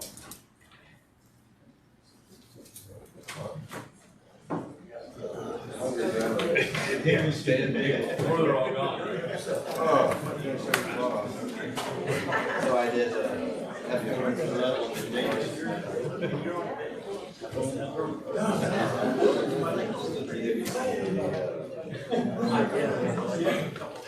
You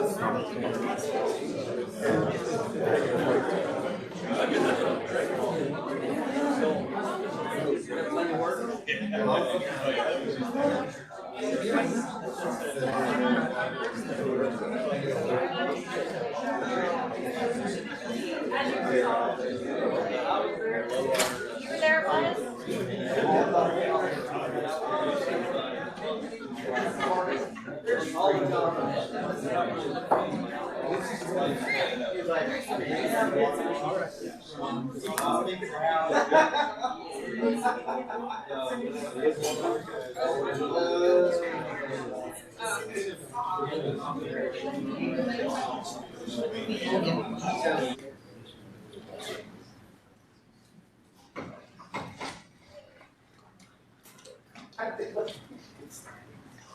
All right.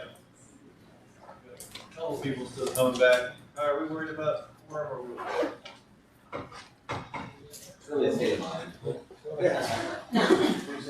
Yeah, we're good. Okay. All right, Lauren, I think it's moving to item number 8, consideration of appropriate action, designating water management strategy as recommended, alternative, or considered. Yes, sir. Okay. Thank you all. So, yes, we need input from you all as to how to designate each of these 32 strategies, or even breaking out each strategy to say, this portion is recommended, this portion is considered, and this portion is alternative. And so we're asking you all to make this initial determination on whether each strategy is recommended, alternative, or considered but not recommended. The determination can change before the IDP is submitted or up until the final plan adoption. And the strategy may need to be alternative based on its sources and yields. So basically, if there are two strategies that are mutually exclusive, then one may need to be recommended and the other is alternative. We don't have any instances of that, where there are two strategies that are mutually exclusive. So they could all potentially be recommended, however, except for the correction initial one, because there's no yield. Some WUGs or major water providers may have multiple strategies to meet a need, and one strategy can be recommended while the other is alternative, which is what I said. And if you wanted to move the strategy from alternative to recommended, it would require an amendment to the plan to obtain SCRIP funding is usually the reason why you want to change the strategy from alternative to recommended. And then once you all designate which ones are recommended, you will then use that to determine what the impacts of the plan in 2080 are on natural resources. That's when you look at things like in-stream flows, environmental flows, impacts to agricultural resources, aquatic resources, any manner of resources that we would then evaluate. So, yes, ma'am. I wanted to ask, I couldn't quite hear what was said about who requested or sponsored, or was willing to put on there the rainwater one. All those counties that you listed? So there were 6 or so cities like Bernie and Poteet and a few of those. Those specifically requested it.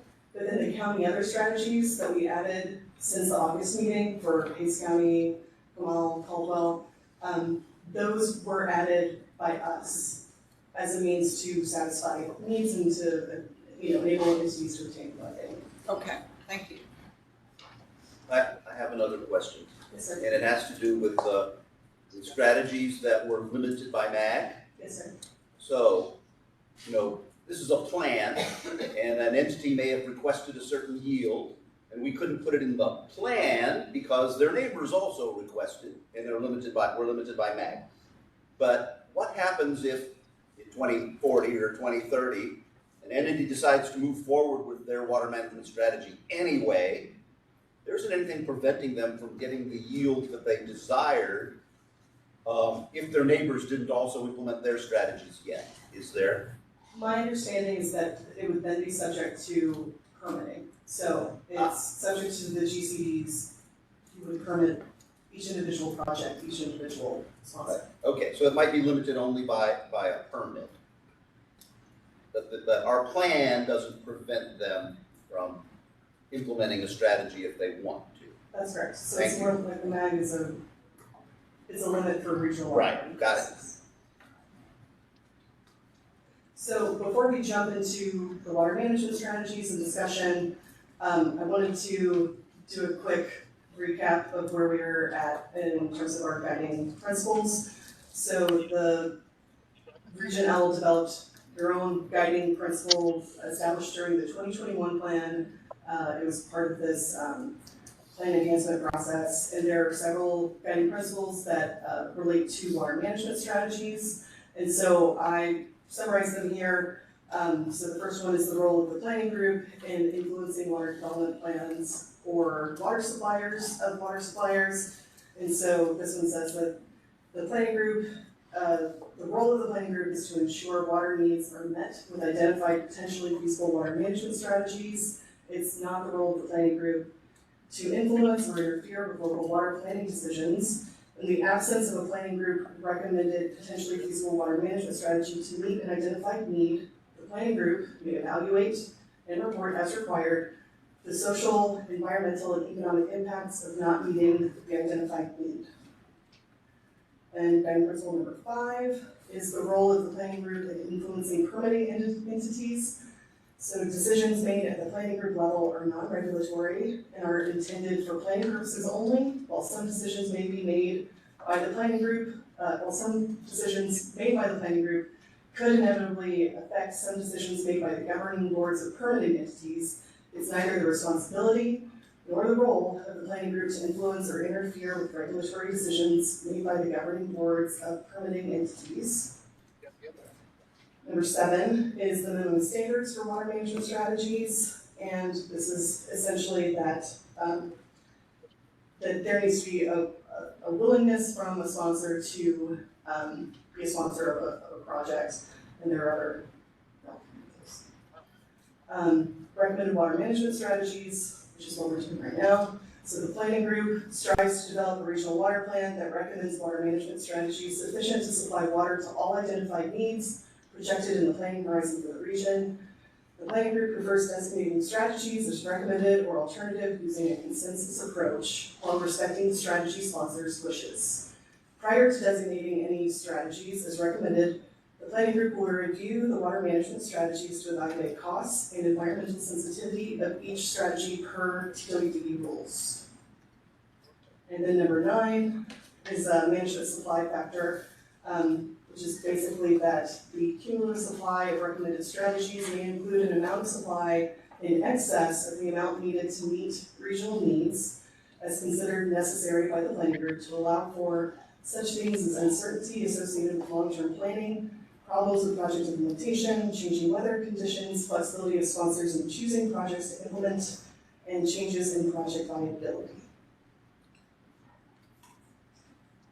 And so, moving on to, in your handout, or in your agenda packet, handout C, it's the very last page of your handout that includes this table, which I'm calling a snapshot of water management strategies. Each of these strategies is shown on the screen here.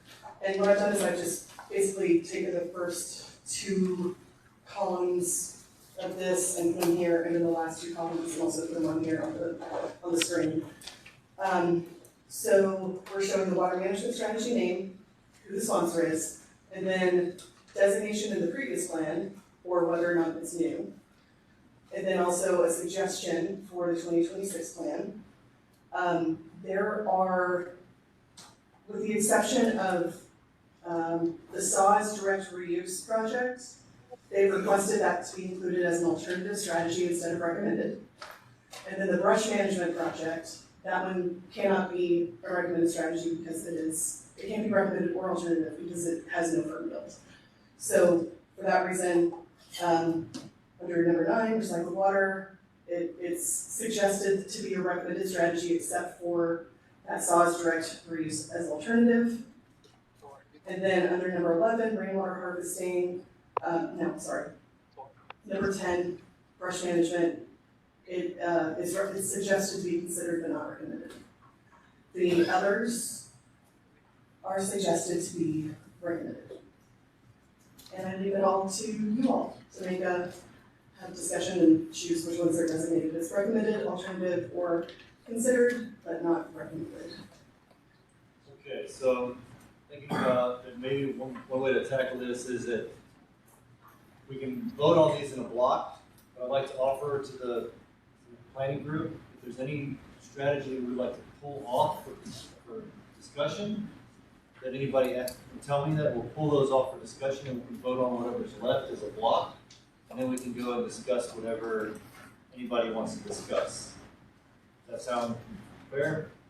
So if anybody has a strategy that they would like to discuss further, let me know. Let's go to that, yes. Strategy 12 and 13. 12 and 13. 12 and 13. Anybody else? Okay, so. I'd like a little more discussion on the rainwater harvesting number 11, please. This is Okay. Charlie Platten. Charlie? 11, 12, and 13. Any more that we'd like to discuss further? All right, not hearing any, I'd like to accept a motion to accept the consultant's recommendations or suggestion, suggestion as shown on the map, except for items 11, 12, and 13. I will make that motion for the recommendations for 1 through 32, with the exceptions of 11, 12, and 13. Except the second? Mr. Riggs. Okay. Any objection to the motion? Any further discussion on the motion or objection to the motion? Not hearing any. All those in favor of say aye. Aye. Aye. Okay, so the motion passes. So we're going to accept the consultant's recommendation on all water management strategies, except for 11, 12, 13. We're going to take those up individually. So let's go in order. Let's take up discussion on water management strategy number 11, rainwater harvesting. Charlie, would you like to start that discussion? Sure, thank you.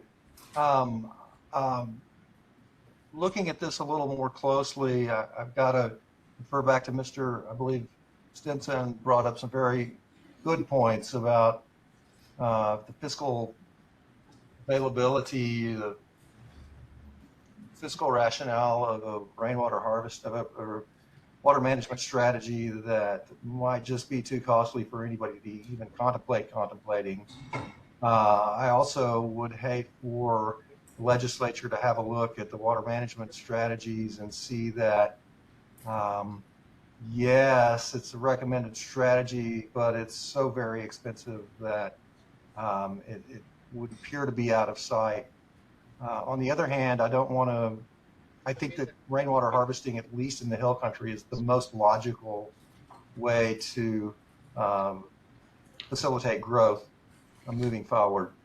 And I think that it would be much, much less expensive in my mind, mostly probably because I don't understand the water board's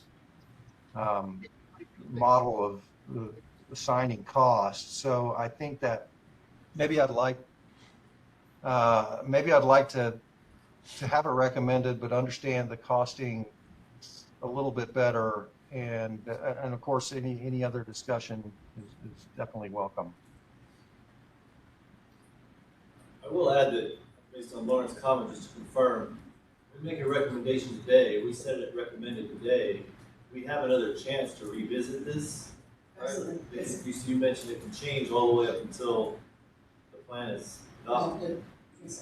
So if you're all going to go look back at costs, like you said, that might come back to us again. We could always revisit that. We're going to see this again. So our decision today, I guess, ultimately isn't final, but this is how the consultant's going to proceed at this point. Sure. And when we prepare the write-up, the narrative summary of the strategy, we will be providing it to you all for your review and your comment. And so, Charlie, you are certainly welcome to review that and provide comments and determine the best way to present this information so that we don't unwittingly, influence, non-implementation of the strategy. I'd be happy with that. Give the numbers a little bit more scrutiny and then revisit it. That'd make me happy. Mr. Chairman, I'd like to remind the group that you don't necessarily have to vote on a designation for this strategy today. You can always table it and bring it back up in January. So for this one, because this one will not be incorporated into the cumulative effects analysis, normally I would say, please don't do that. If it were like a named strategy, I would be wanting a designation today. This one is not going to impact the cumulative effects analysis, so you have that flexibility with this one.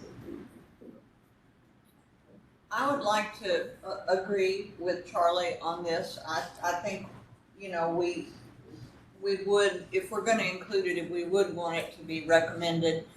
But I wanna point out that this, even though it looks expensive, it is, if I understand this costing correctly, it's so much less than recycled water or brackish water. And when we come down to the end of our water, which it turns out I'm going to see that in my lifetime in Texas, I didn't think I would, we are going to have to go to things like brackish and recycled water and rainwater, because those will be the only ways that some places can get water. And so it's not unheard of, I don't think, to have this cost be pretty high when you look at large scale rainwater harvesting, when you compare it to brackish desal or other, you know, recycled water plants. It's not out of sight cost-wise. So that's a question of, is it a good practice to recommend strategies that do not have a sponsor? And I know that this one there was kind of potential for a hybrid, and I just asked that question. I think the strategy has a sponsor. I think the question is just including the other county others. Yes, exactly. And I think all you're including those for is to meet needs and to run the costs on those, because then those entities have the option to take care of it, to be part of the strategy. Well, some cities requested it too. The group of cities are sponsoring it, so this one definitely has a sponsor. I'd be inclined to, I talked to Lauren on the break, I said I'd actually be inclined to include more counties in that. Give every county within the region the opportunity at least to have a chance to use the strategy if they're recommended for the people who sponsor it in the first place. And we also have other strategies that are sponsored by county other or irrigation, for example, the non-municipal water conservation, that's a new strategy this cycle, and the sponsors are irrigation WUBs. And so again, like, while each individual farmer or rancher would be implementing the irrigation conservation methodology or practices, there isn't necessarily an overarching entity who requested this. But by including it, we're enabling entities like the Nueces River Authority or whomever within those counties to then apply for funding to implement soil moisture monitoring or things like that. So we've got that one, and then we also have the weather modification, which is sponsored again by irrigation WUBs. Even though the South Texas Weather Modification Association is actually forming it, and it's funded by different entities, as you know. So EAA and Evergreen. So my thoughts are, if we have sponsors, if I'm not gonna write those things, but there's people who are sponsored, we do the recommended plan. And so with that, I'd like to make a motion to make number 11 accept it as a recommended strategy. Okay, we have a motion. We have a second. I'll repeat that. It was hard to hear what the motion was. So the motion was to keep it as recommended or as suggested by the consultant as a recommended strategy. And then it's seconded by Victor Red. So right now we have a motion on the floor to keep it as suggested So I'll look for any opposition to that motion.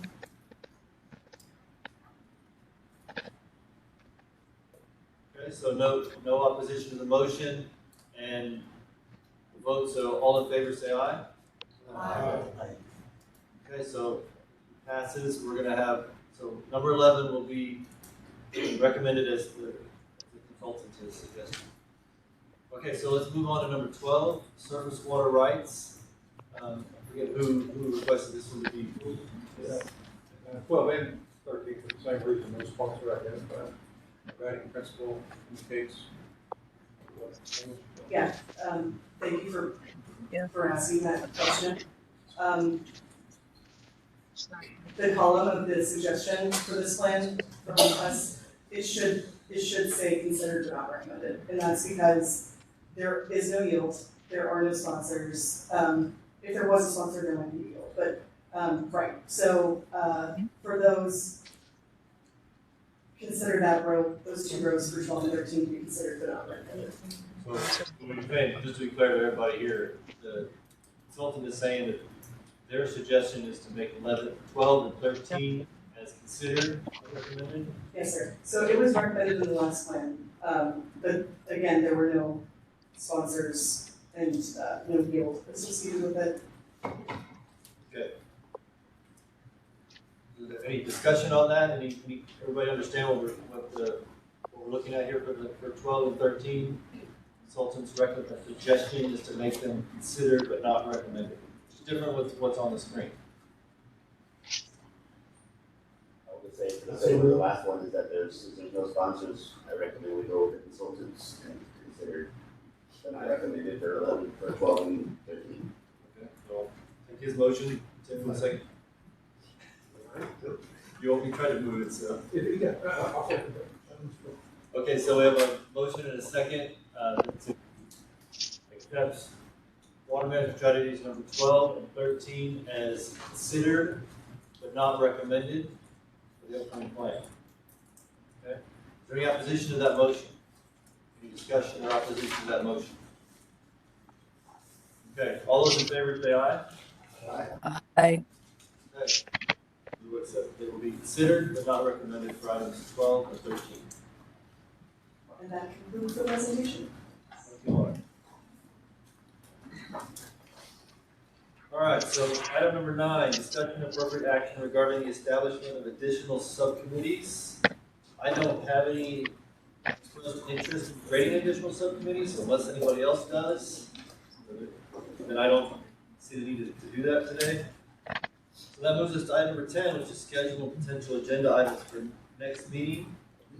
Our reminder, our schedule for 2025 is January 23rd for our quarter 1 meeting. Quarter 2 is February 20th. Quarter 3 is August 28th, and quarter 4 is October 2nd. Any discussion or any additional topics somebody would like to see that? Laura, would you just give us a quick summary of what general topics are for January? Presentation of the cumulative effects analysis, presentation of updates to chapters, and then there was the third one that we were talking about, that we said that we would include earlier in this meeting. It was at the very beginning of this meeting, so we said. The comment from Mr. Foos, whose comment that was tabled until the next meeting Okay, that one. for chapter 8. And then, probably a discussion of how we want to handle unmet needs if we get to that point, because I think we haven't done the water balance yet to determine water balance needs, unmet needs sort of after water management strategies have been applied. But I think we're going to end up having several entities that are not going to have enough strategies to meet their needs. So we'll need to discuss that and how to approach it, and how the planning group wants to address it in the plan. This is Charlie Flatten again. I would, I think I'm having kind of a hard time hearing, but I think what I just heard Ms. Gonzalez say was that she'd like to discuss some unmet needs. I have similar concerns for county other, and especially in the hill country. A lot of the hill country GCDs have exceeded their desired future condition, but they haven't met their MAG. And I want to make sure that I want to test this group's appetite for discussing unmet needs in the hill country for county other as a designation on the next agenda, please. We can certainly have that. Okay. Thank you, Lauren. Any other comment or agenda items for future meetings anybody would like to add? Our financial outreach team has been scheduling short, either brief presentations during additional water groups, meetings, or scheduling like a short hour and a half workshop with various regions around the state, especially since some of their financial outreach workshop meetings are on rural locations or can be kind of hit or miss. If the region has any interest in having one outreach specialist that give a presentation, let me know.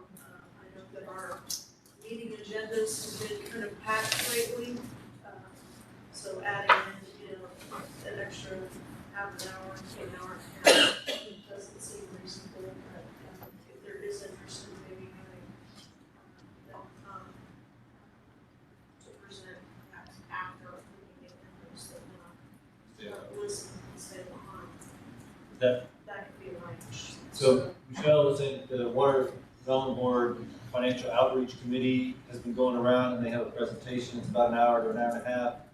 We can include it in our potentially a future agenda or schedule it right after our meeting that people can take part in it after our agenda is concluded. Is that something that the board would be generally interested in having on an agenda or right after an agenda? I see some nods, so I think maybe if we did it right after an agenda. They did like a 10-minute at our last meeting, didn't they? They did a quick version, like a 10-minute version. And I think they stayed with a lot of people after we did that at the region end. We had like a brief one, and then I think she stayed and answered questions for a while after our meeting. I think that's I agree. I think that's a good approach. I think maybe 10 to 15 minute in our agenda, and then we can do a more formal, longer presentation if we want to stay. So is that something we can add to the agenda, Lauren? Yes, sir, that's a kind of question, but Connie's nodding yes. Oh, she's gonna be. Thanks, God. All right, so anything else? That moves us to item number 11, public comments. Kai, do we have any public comment? I haven't received anything, no. Anybody in the public who would like to comment? This is the last opportunity of this meeting. All right, since nobody, that moves us to item 12, which means we are adjourned. Thank you, everybody. Yeah.